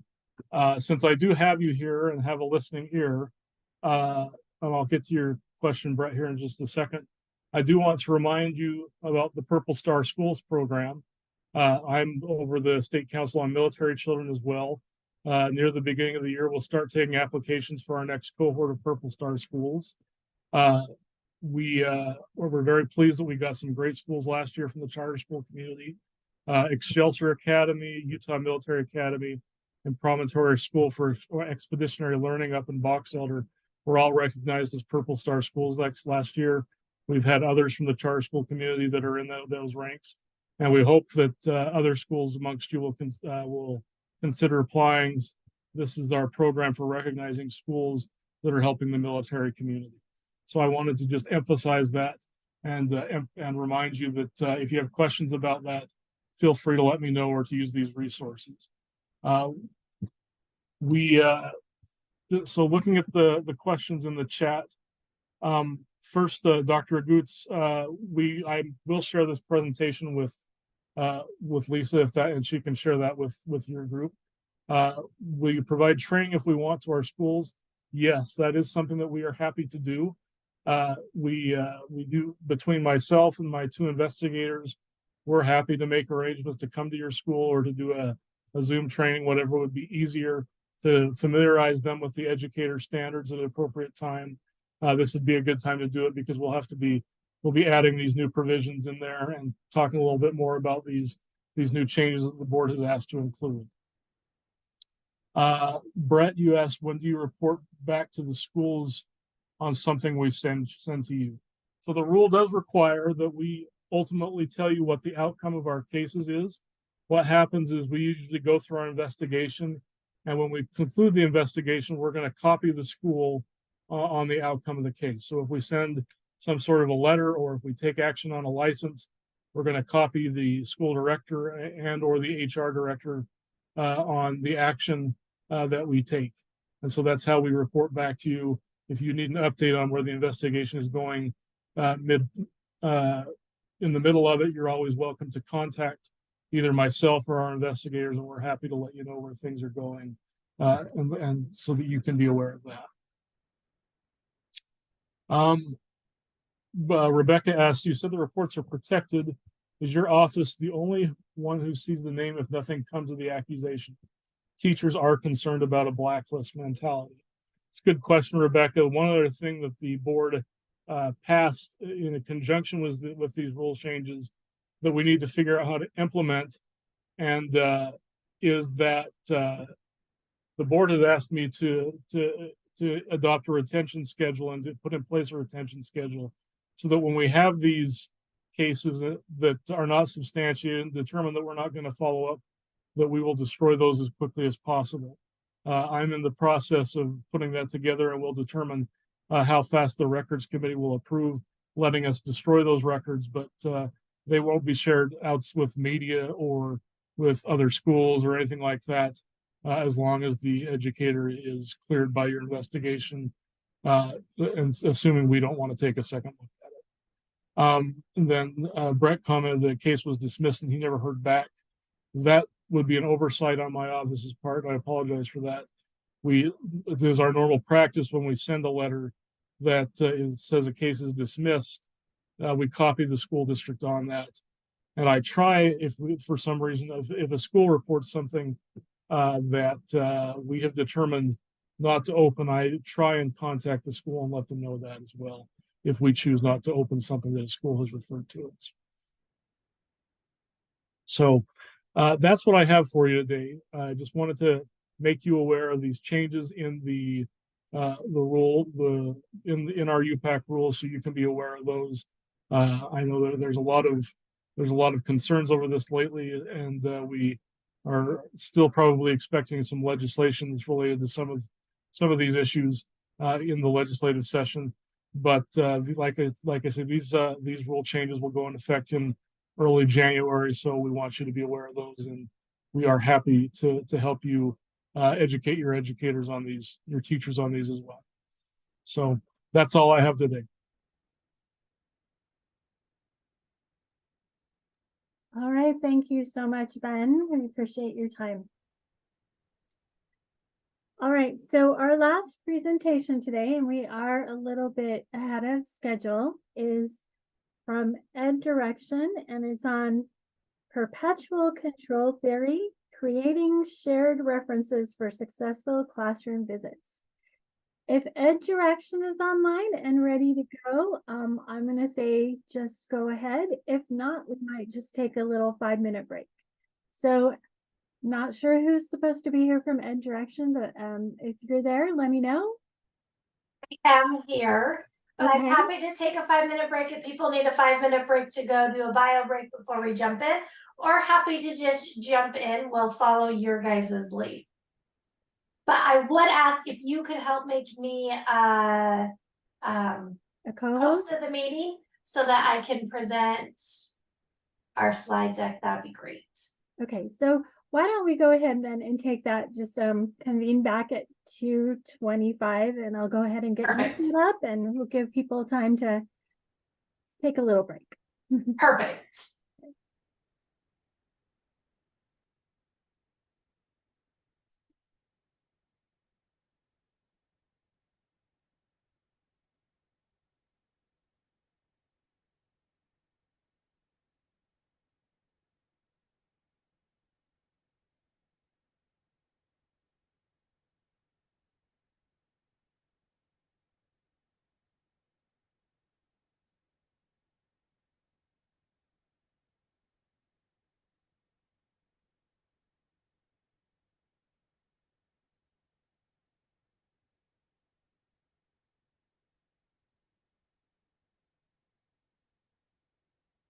Hey, Katie, I think you should be ready to go.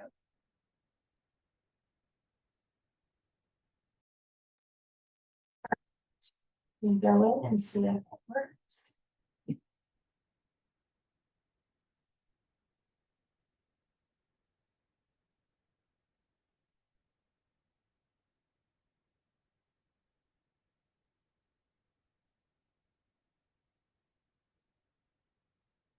Beautiful. Did my screen share with you? Perfect.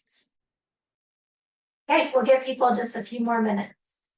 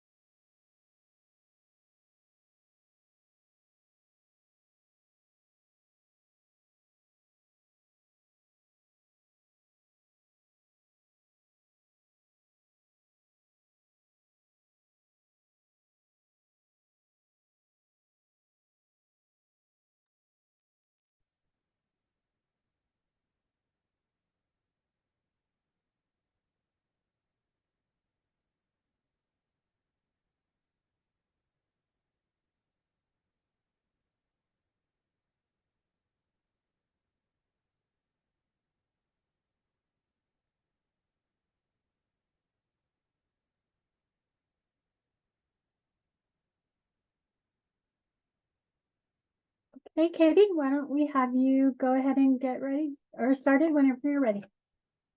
Perfect. All right.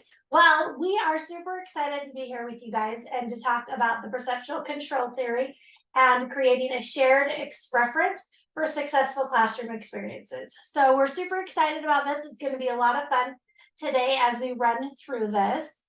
And so just kind of as a reminder of where we're coming from, we were together last back in September. It feels like forever ago because time just flies. But we talked about student-centered leadership and the science behind human behavior. So hopefully you guys kind of remember that. We talked about the brain and the prefrontal cortex with it and your amygdala getting hijacked and the fist, right? And all that great stuff with the human brain. And this week we are going to be talking about perceptual control theory and how we can use these references that we have to, one, create new shared references with each other for classroom visits, and two, just to gain an understanding and awareness of how the human brain works and how this perceptual control theory has this loop and how this works with our teachers and how we can utilize this information to be instructional leaders. So with us today, we also have Charlie Lyons, which I'm sure you see his handsome face right there, smiling at everybody, with us to talk about the human brain, as well as myself, Katie, from EdDirection to talk about this. And again, we're just super excited to be here. And as we jump into this, our learning intentions for today, we really want to focus on one, like I said, gaining an understanding of the loop and this thing called perceptual control theory, and what this means and how this describes human behavior and how we as school leaders can use that so that we can create a shared understanding for successful classroom visits. Because we always want to focus our learning and our leadership in instructional ways for what are we all here for? The same common goal, which is students. We're here for student learning to help them grow and become the amazing contributors to society that they can be. So hopefully we'll know that we have been successful when, one, you guys as school leaders can run through a real life situation using the loop and understand this perceptual control theory and how it describes who we are as human beings and what we do and why we do what we do. And two, we'll be able to consider our current state of practices within classroom visits. And three, consider how we can leverage perceptual control theory to create new conditions for successful classroom visits. So hopefully we'll be able to accomplish all of that today. As you know, we're very collaborative people. So if you want to jump off of mute and talk, we're always happy to have you come off of mute and engage in the conversation. So we're gonna kick off with a little warm up, and then we're gonna dive into perceptual control theory for about 20 minutes. Then we'll tie that into our classroom visits, and we'll close for about 5 minutes at the end. So with that, I'm going to pass the mic over to Charlie to take us away and remind us about our brief operating systems. Good afternoon, everybody. So excited to be back and wanted to remind the crew about our brief operating agreement that we actually created collaboratively last time we were together. The sticky notes you see down in the bottom right corner are your comments and your pieces of information that you shared as we answered the question together about how we were going to treat each other and how we were going to engage in this learning together. And we took all of the information and that you guys shared, and we tried to kind of synthesize it and combine it into what turned out to be a pretty easy to remember little slogan here, is that we're going to focus on the learning together, that we were going to actively participate, and that we were all going to be present and open with one another as we engage in this learning. And sure enough, that spells FAB, short for fabulous, because we're all fabulous people, right? So that worked out really well for us, that we get to focus on the learning, actively participate, and be present and open, and we're all going to be fab together in this learning environment. So excited to lean into that a little bit as we get started together today. Maybe take a just brief second and think, how am I going to be fabulous in the next 57 minutes? How am I going to be as fabulous as I've agreed to be in this learning? So to start that and to get our brains going, we have the Pep Talk Generator. This is a tool that we hope, like all the tools and all the information that we share with you guys, is something that you could easily lift and take back with you as you are maybe leading a learning session with your teachers or with your staff members, something that just lighthearted and easy and to kind of get that oxytocin flowing in the brain. And basically, it's a pretty simple activity. It's called the Pep Talk Generator because it can be used to give somebody in the group a pep talk. Okay. And so I'm going to pick Lisa because she is the one that I see right now. And I'm going to give Lisa Cooper an amazing pep talk. And the way I'm going to do it is I'm going to just pick one of the slogans from each of the 3 columns to build out my wonderful pep talk for Lisa this afternoon. So I might say something to Lisa like, Tiger, your DNA reigns magic. See, look, it pep Lisa up. Like, look, she's blushing, she's smiling, there's some laughing going on, some serious oxytocin flowing. All right, Lisa, so now you need to pep somebody up. I'm gonna need you to use this energy and pep somebody up. Okay, let's see. Craig turned his camera on, so that means he needs pep. I mean, Okay, that's Craig. We'll go with Craig. All right. Ooh, I like this one. Superstar. That sparkle in your eye has serious game.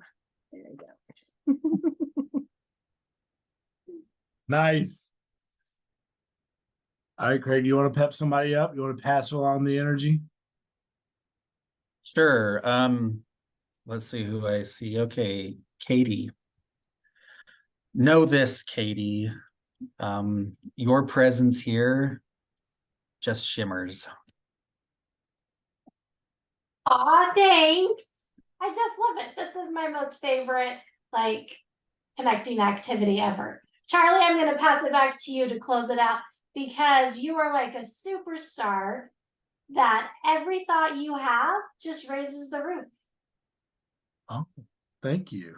Well, I hope to raise the roof with lots of thoughts today. So thanks. So anybody else gotta just give one chance for anybody else that's just feeling really peppy and needing to pass along some pep before I go forward. All right, that's fine. So why do we start with something like this? To take a quick review and a quick glance back into last time, if you remember us talking about the brain, the oxytocin in our brain is a neurochemical that starts to send the energy to the front of the brain. And that is where we want the energy. Does anyone remember why we want the energy in the front of the brain? Anybody brave and want to come off mute and remind us why we want the energy there?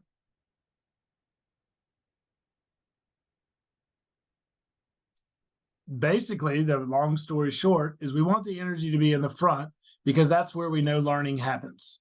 That's where we know people can be collaborative, people can be creative, people can take one challenge and critically think about that challenge and connect it to another challenge. That all of this happens when the oxytocin or the happy chemicals in our brain are firing and that prefrontal cortex is engaged. What we don't want in a learning session or in a session where we're trying to lead a group of people into a positive direction is for those fear chemicals to be firing. And when those neurochemicals are firing, then we start to have cortisol dripping towards the back of our brain and our amygdala gets hijacked and can actually shut down those learning chemicals and shut down those learning regions in our brain. So obviously, if you're leading a school, if you're leading a conversation, in an ideal world, those positive learning chemicals would be firing. So this is just another goofy way with the pep talk generator to make sure we get some of those positive chemicals firing as we head into this next part of learning. Katie, you want to go to the next slide? All right. So now today, now that we're ready to learn, and we got those creative juices flowing, would love to go back to those days in high school or college when you were learning a little bit about psychology, or you were learning a little bit about human behavior, and see if you remember anything about why people do what they do. Is this something you've ever thought about or spent time thinking about? Why do humans do what they do? Why do people behave the way they behave? Why do they get up in the morning and do the crazy things that they do? Has anybody ever wondered this? Has this ever been a part of your journey? So I hope you have. If you could go all the way back to like Greek philosophers and Roman philosophers, it's been a question that's been a part of human nature for a really long time. And wondering why people do what they do is just part of what we think is an important thing to think about and understand as you're trying to successfully lead a school community. So does anybody remember any philosophers out there or any scientists out there from their education career or from their school career? Anybody remember any frameworks around why human beings do what they do? You can type these in the chat if something pops in your memory. You can come off mute and share.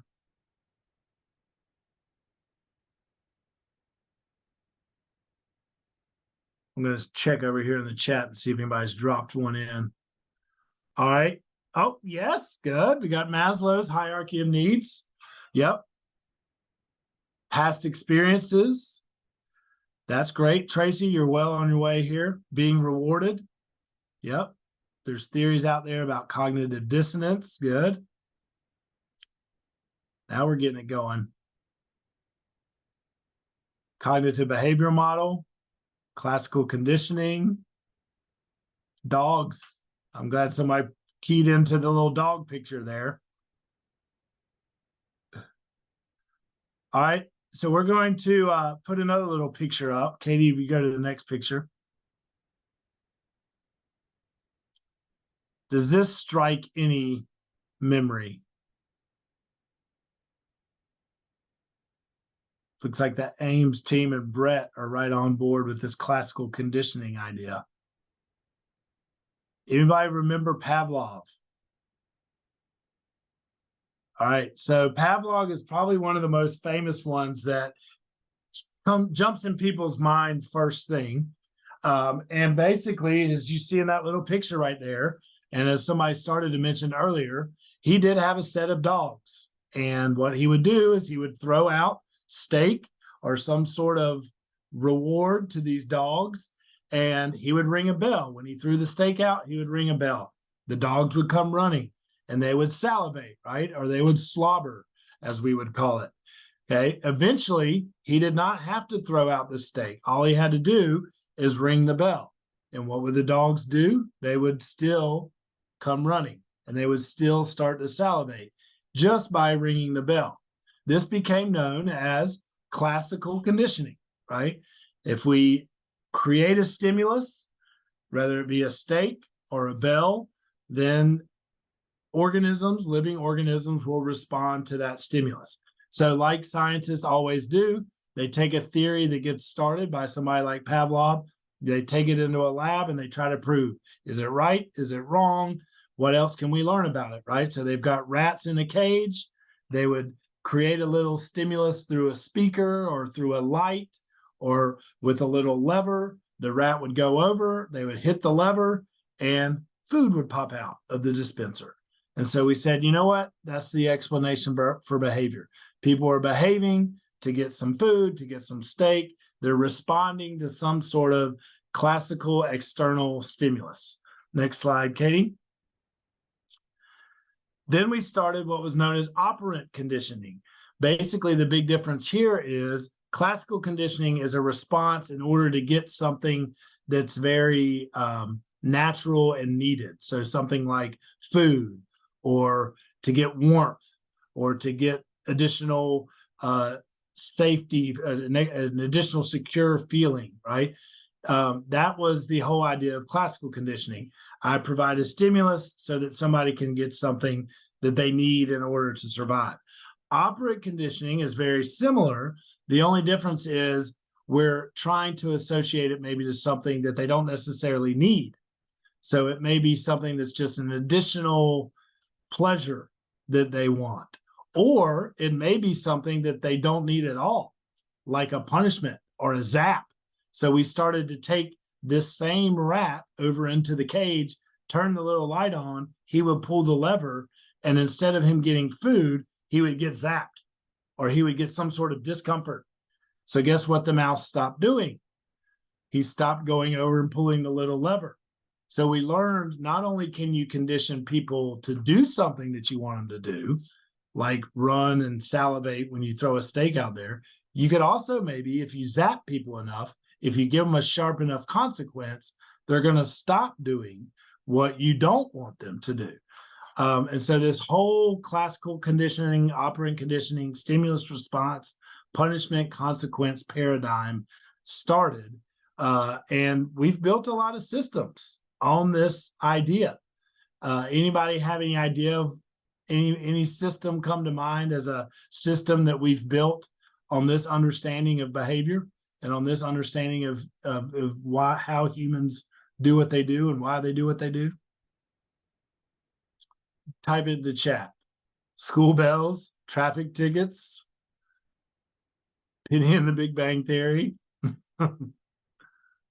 What else?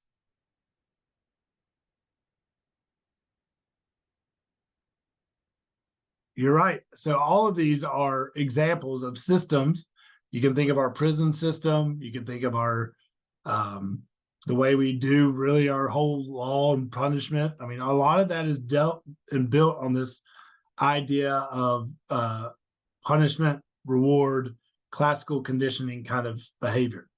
So I'm going to push our thinking on this a little bit to see if there maybe are some other theories out there. And Katie is going to create a fist. And we are going to all use our best classical conditioning options that we have to convince Katie to let go of her fist. So we're going to think of any possible thing that we could do to get Katie to let go of her fist. Katie's job during this activity is to keep her fist clenched. Our job is to use our best language, because we don't have any way of physically harming Katie right now. We can't hurt her in any way physically, but how else might we be able to convince Katie to let go of her fist? Someone give it a try.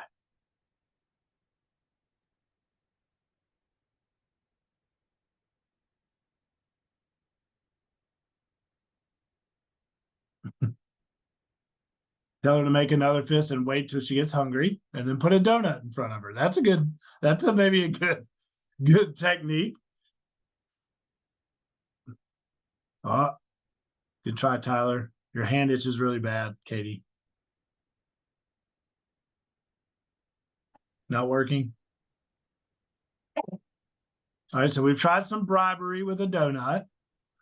We've tried a little trickery by distracting her here to see if she'll itch. Some mind. Well, why do I want to open it? The Ames team's trying some mind tricks. Brett's trying some mind tricks. You really want to open it. Why? Why, Brett? Intrinsically you want to. Somebody's starting to figure this out here. What's going on in there? So it's not about the donut? It's not about the itchy armpit? Good question, Stephanie. My family. Okay, so we know her family. Okay, how can we use that?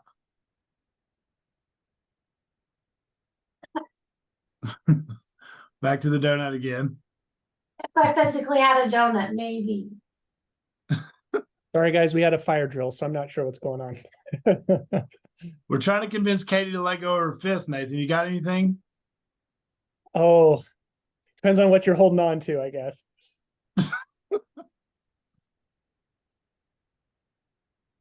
All right.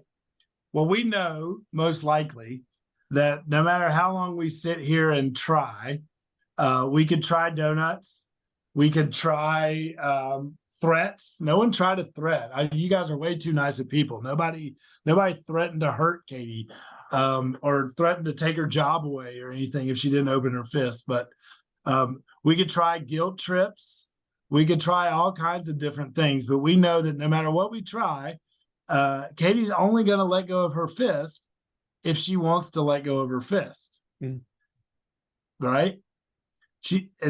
We can't really control her. There's really no way to control her from the outside. That it's only going to happen if Katie decides she wants it to happen.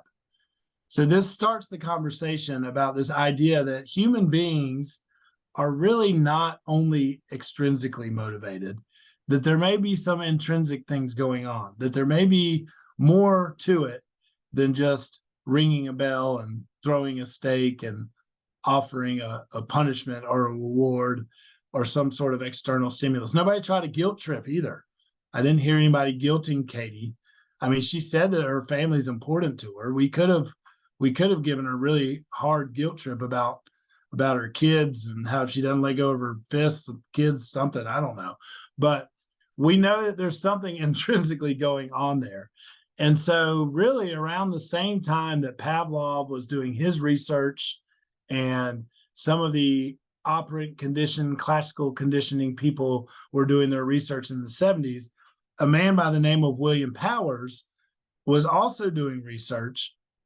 And he really wasn't buying into the whole external stimulus theory. He felt like there was more going on there with living organisms, and that while there may be some external stimulus that trigger us to do certain things, he felt like there was a lot more to the story than just the external stimulus theory. So he started developing what became known as perceptual control theory. Katie, if you'll go to the next slide. What he ended up coming up with was known as perceptual control theory, and it was a negative feedback loop. So for short, we just call it the loop. And what it explains is what's actually happening intrinsically when with the outside world going on around us. And so his theory starts with this little dotted line that you see on this chart here. Everything that's happening above the dotted line are things that are happening internally on the intrinsic system. Everything that happens below the line are things happening outside of our system.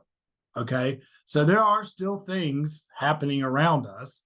It's not like we're just in this bubble without things happening around us, but everything in this theory above the line is actually happening intrinsically inside of us, and explains a little bit more about what's going on in our internal system. So this explanation starts with what William Powers called references. So the whole theory starts with this idea of references.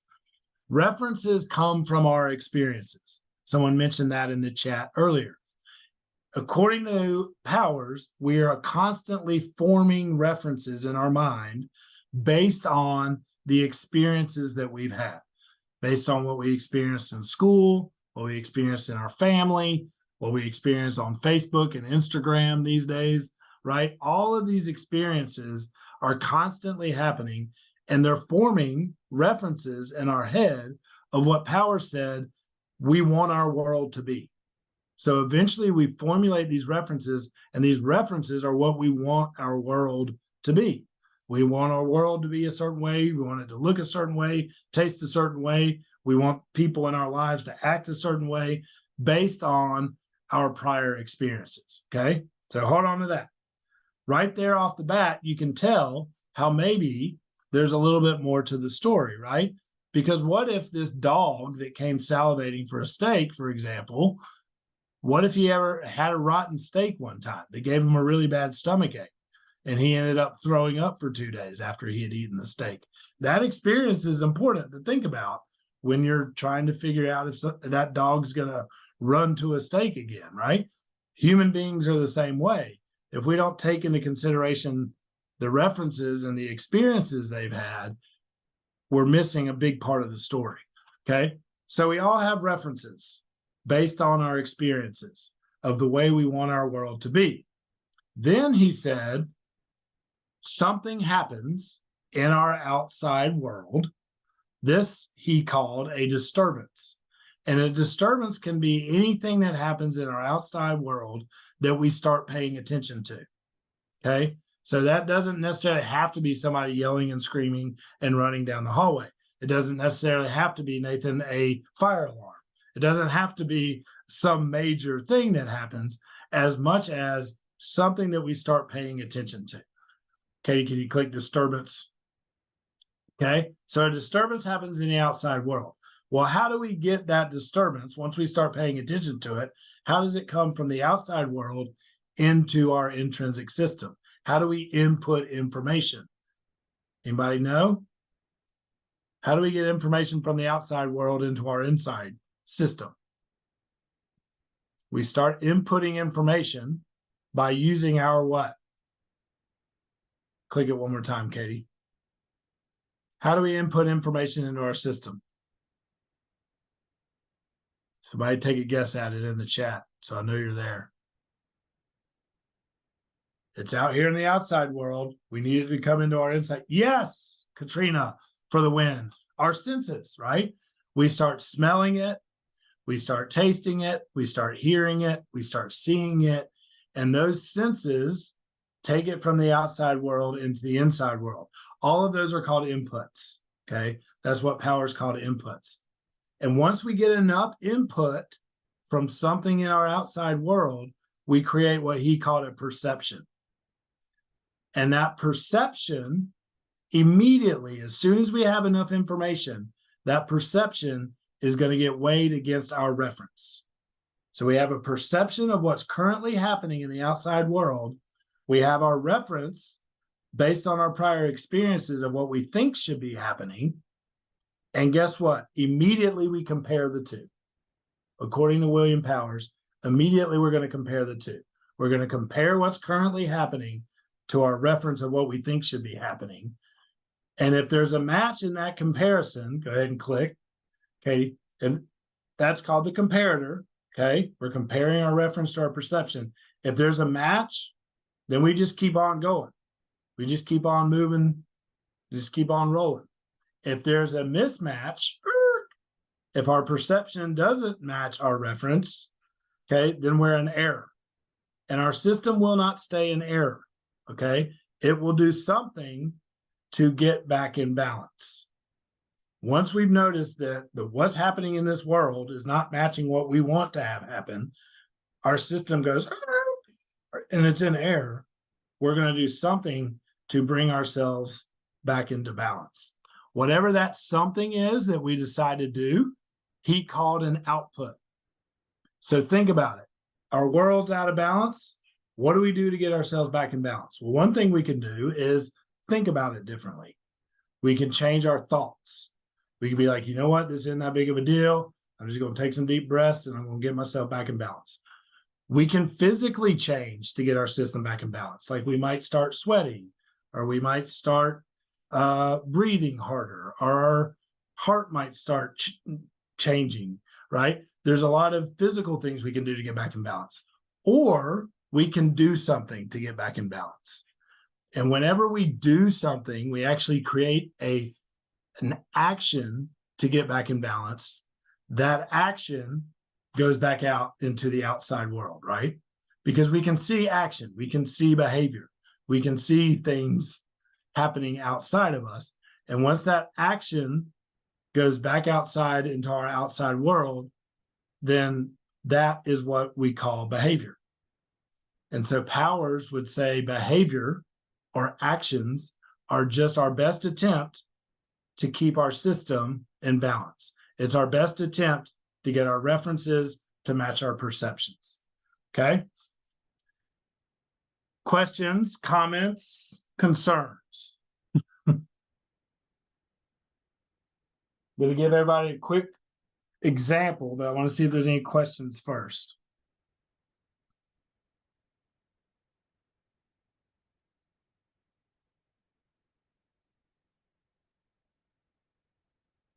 All right. So the quick example would be, I heard from, well, let's do this one. This is the easy one. Okay. I go into my office, I sit down, and I start noticing that it's hot, right? That is an example of my system being in error. Well, now, why would my system be in error when I come into my office?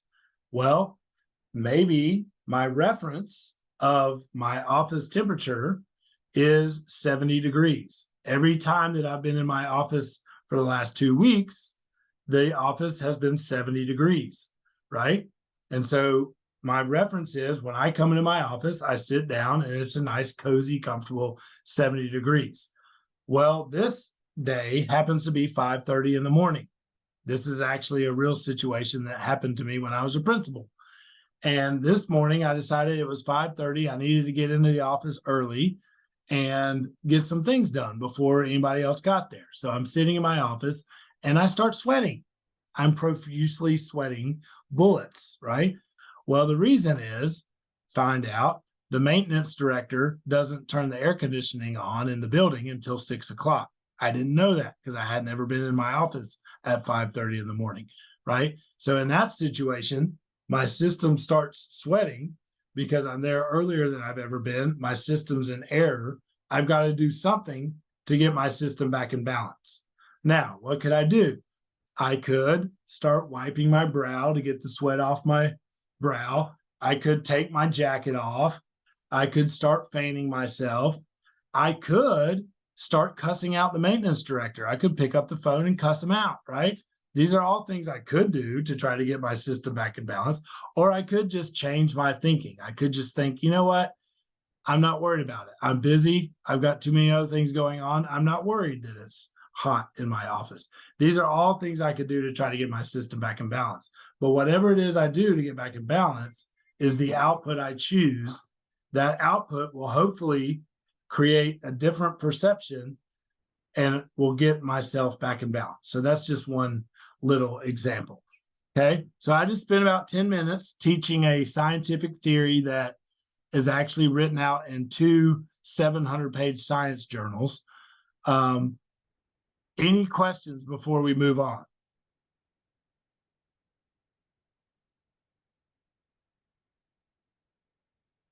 You can put them in the chat or you can come off mute, either way. Or have I taught this so many times that I do that good of a job, no one has any questions about it?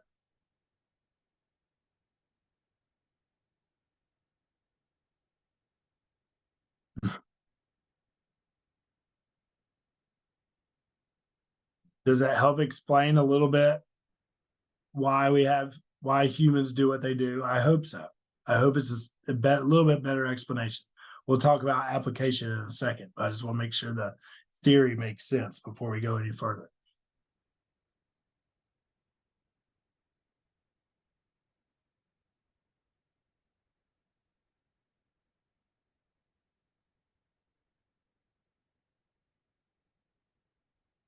Do you think we need another example, Katie? Or do you think we're good?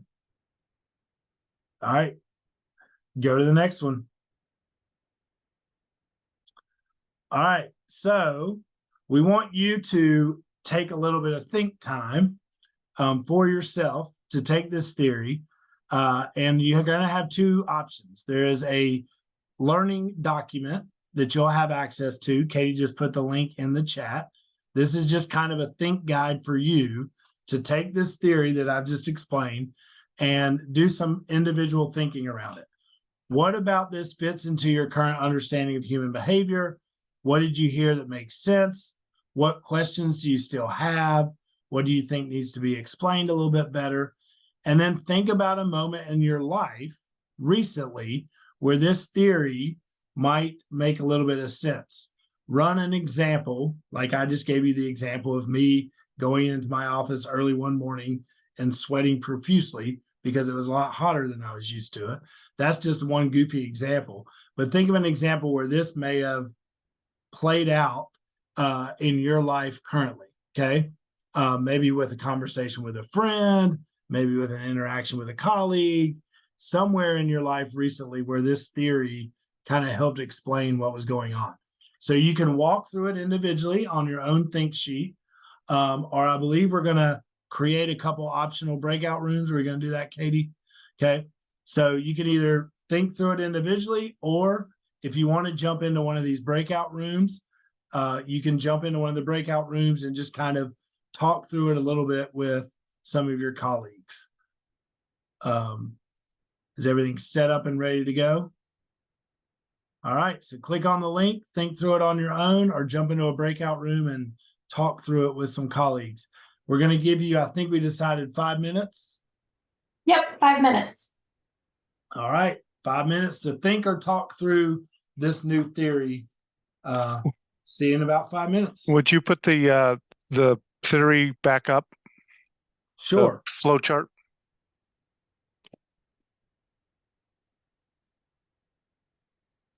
Is that the one you wanted? Yes, thank you. Okay, perfect. All right, we'll see everybody back in 5 minutes.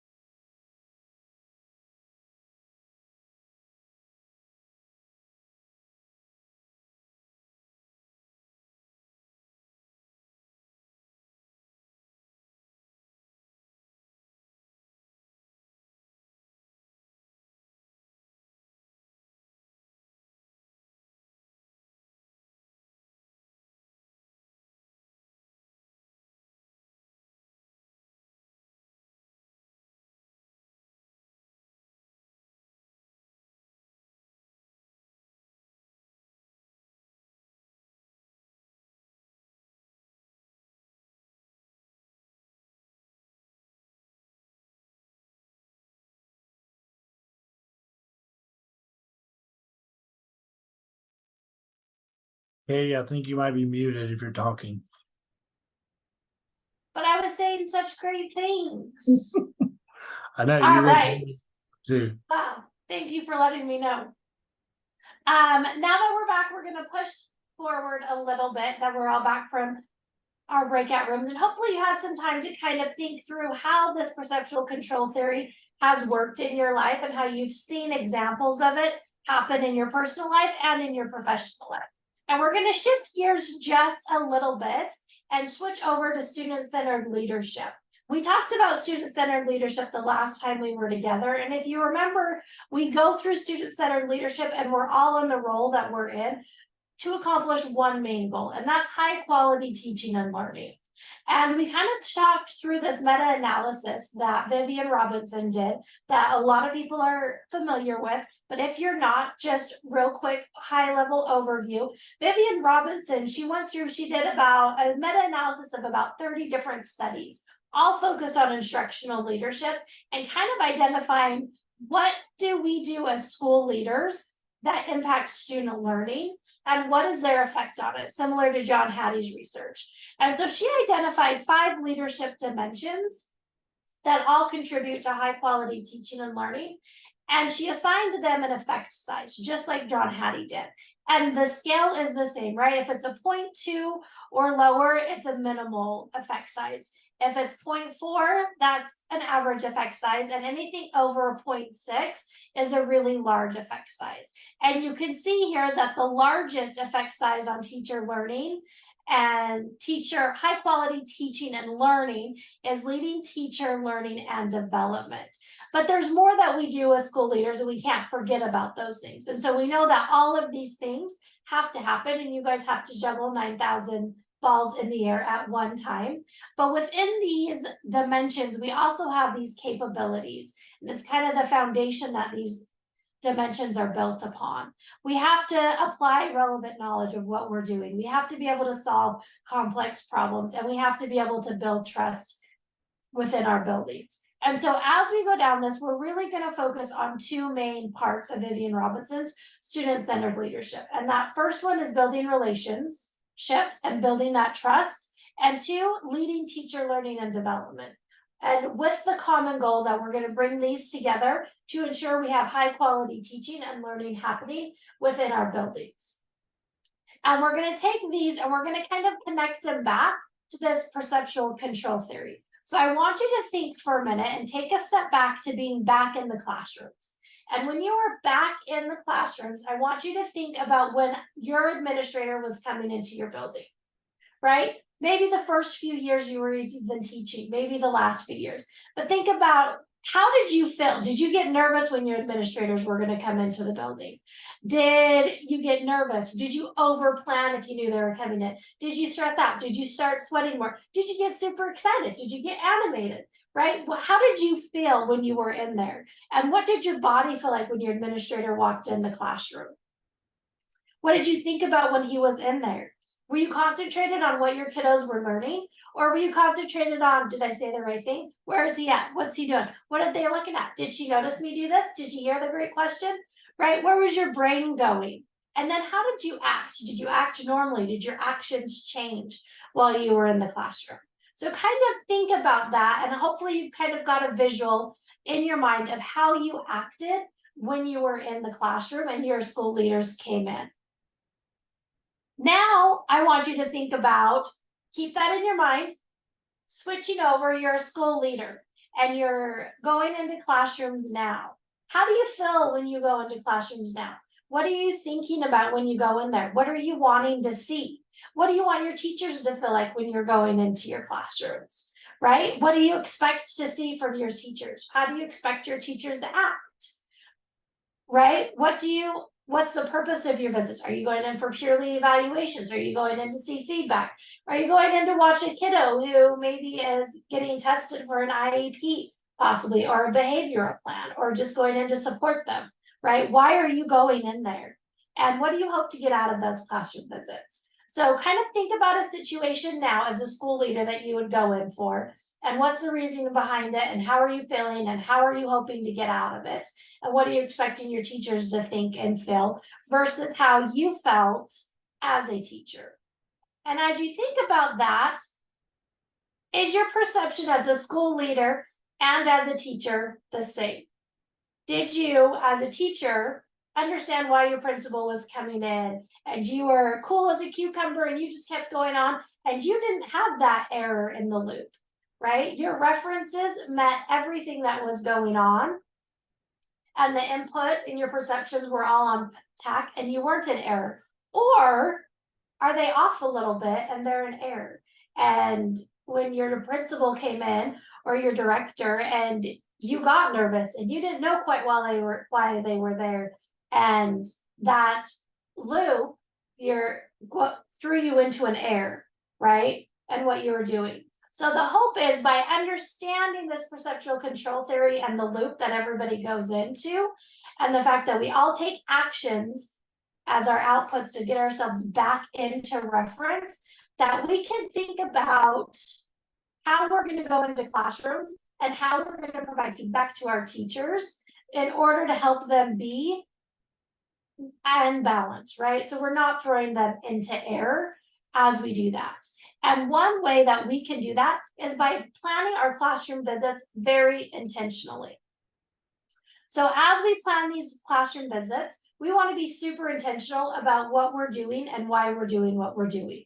So before we go into classrooms, we want to make sure we're determining why we're going into those classrooms. What are our look-fors? Are those look-fors aligned to our school-wide goals? Do our teachers know what those school-wide goals are, right? How am I going to provide my teachers feedback? Am I going to meet with them one-on-one after? Am I going to write them an email after? Is it a little note? Maybe I've got a Google survey form that I fill out when I'm in there and it emails them feedback right after, right? But how are you going to provide them that feedback from there?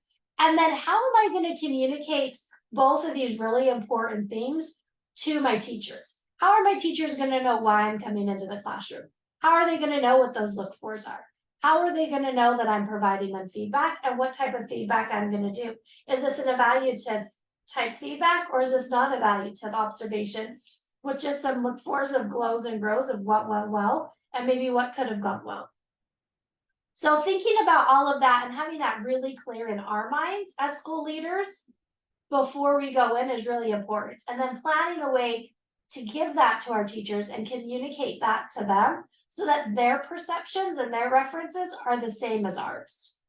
But then you've got this flip side, because school leaders, we know that you're not just an instructional leader, you've got a million other things on your plate. You've got a student who maybe's got some health issues and you had to call an ambulance that morning, or you've got some behavior disruptions and a kiddo ran out the building and we're trying to figure out where he went, right? Or maybe you've got a teacher, 5 teachers who called in sick and you're trying to find subs to cover them, right? You've got a million things on your plate that happen that are outside of your control. So on top of being really intentional about why we're getting into classrooms, we also have to be very intentional about the logistics of actually getting into classrooms, right? We need to schedule that time that we're going to be in classrooms, right? And we need to keep that time sacred. How are we going to protect that time?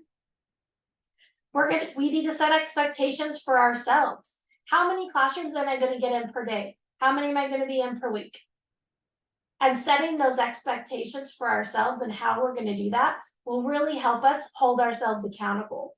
And then the third part is, how are we going to hold ourselves accountable? Or do I need an accountability buddy? Do I need a thought partner? Can I hold myself accountable by checking off my list and setting a specific time for it, right? And then as always, it's communicating this back to our teachers. I'm going to try to get into X amount of classrooms during this time frame every day, right? And letting them know so that their perceptions and their reference is the same as yours. So when they come back and start getting compared, it evens and our teachers aren't in error and out of balance. So we want to give you some real time to kind of think about how can we take this new information and really create a plan for us to go into classrooms, right? And so that same document that I put into the chat earlier, I'm going to put in there again as well. And we're going to give you about 7 minutes to go in and just think through, what am I going to do in classrooms? Be intentional about it, right? Process, what are you gonna do in classrooms? How are you gonna give back feedback? And how are you gonna communicate this to teachers? And then start planning your logistics. Get a plan in place. You guys have time carved out to be here with us today. And the best use of that time that we can do is to plan and help you give you guys time to plan out how you're gonna be instructional leaders to your teachers. So again, you can go into breakout rooms if you want to. If you want to talk this through with somebody, you're welcome to do that. Okay. Or if you want to just think through it on your own and set a timer and go into that note catcher, then you can go into there and take notes and kind of plan it out. But we want you guys to take some real time to really think about how can I be intentional and get into classrooms, and how can I use my time and knowledge now of this. I'm gonna go back just a few more clicks. There we go. Of perceptual control theory to make sure that my teachers are not out of balance when I go into classrooms. So that when I go into classrooms as a school leader, my teachers don't stress out. They don't feel nervous. They don't start putting on a dog and pony show, but their reference is the same as ours and they stay in balance. So I'm gonna put 7 minutes on the clock. You can turn your cameras off. You can join, well, most of them are off anyways, or you can turn it on and let us watch your pretty face while you're working. Or you can join a breakout room if you want to kind of talk through how you're an instructional leader with another teammate to go through that, or just work on your own and take some notes, and we will come back together in 7 minutes. So before I open up the breakout rooms, questions, comments, concerns about how we can use this perceptual to control theory to implement at effective classroom observations and walkthroughs as instructional leaders.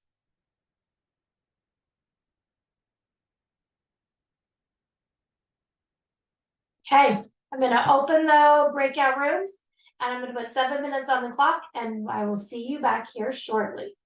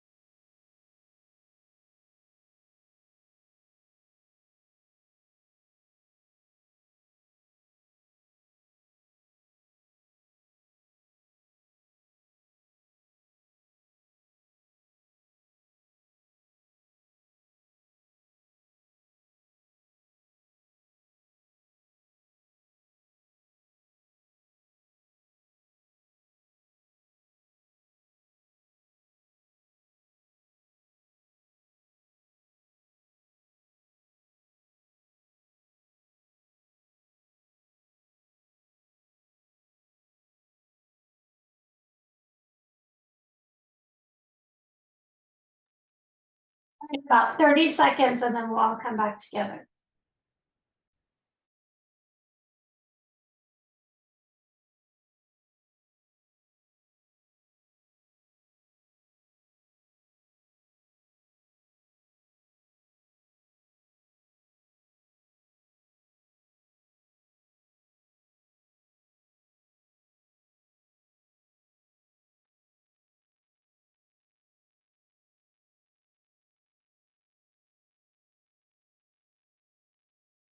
All right. Hopefully you guys had some time to really think through and have a few minutes of some intentional time to think about how you can be that instructional leader in your building and how you can intentionally plan out some classroom visits so that you can provide and have a few minutes of each day or each week being that instructional leader to best support your teacher learning and student learning as well. So as you were doing that, I would love if anybody would like to come off and share any thoughts that they had, any insights they had, whether it's about using the perceptual control theory to make sure that our kiddos and our teachers are in reference or in balance as we move through this. Would love to hear that, or any great ideas about how you're going to get into classrooms and kind of use this information to be an instructional leader, and how you and your teachers can stay in balance throughout this process. So I'm going to give you just a little bit of wait time if anybody wants to come off and share.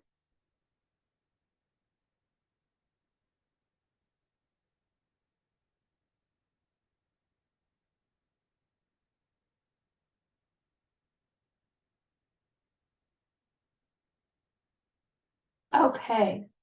Well, hopefully thinking through these questions here that you thought through are able to help you see how the perceptual control theory can play into so many different situations. And the fact that, you know, we can't really read each other's minds, but we can infer whether or not we're in balance and whether our teachers are in balance by considering the references of each party, thinking back to your own personal references of when you were in the classroom and how you felt when you were doing observed, for example. And as you kind of go through some of these situations, take in some considerations when planning walkthroughs and keep in mind how you can help teachers stay in balance while being that instructional leader within their system.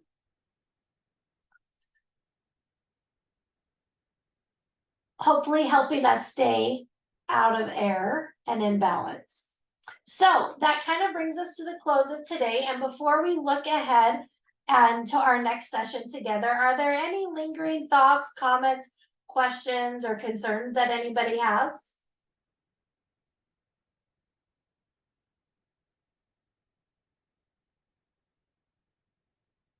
Okay.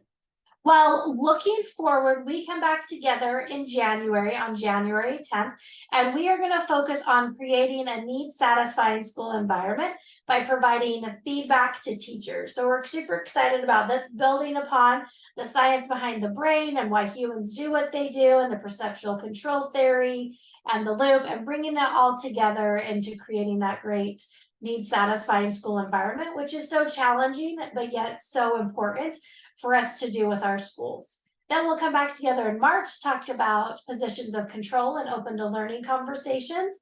And then we'll round out the year with the power of self-evaluation and ending strong with that.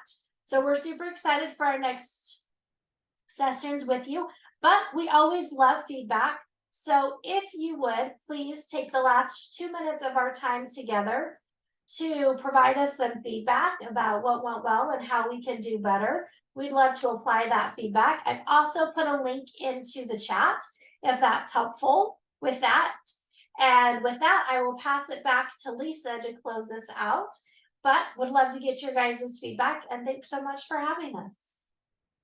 Thank you, Katie and Charlie. That was really good information. I appreciate it. All right, I just have a couple of quick things I wanted to share with you before we leave today.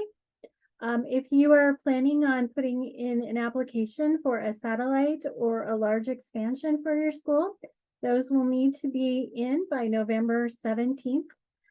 And also, I just wanted to remind you that our next directors meeting will be Monday, December 11th from 12:30 to 2.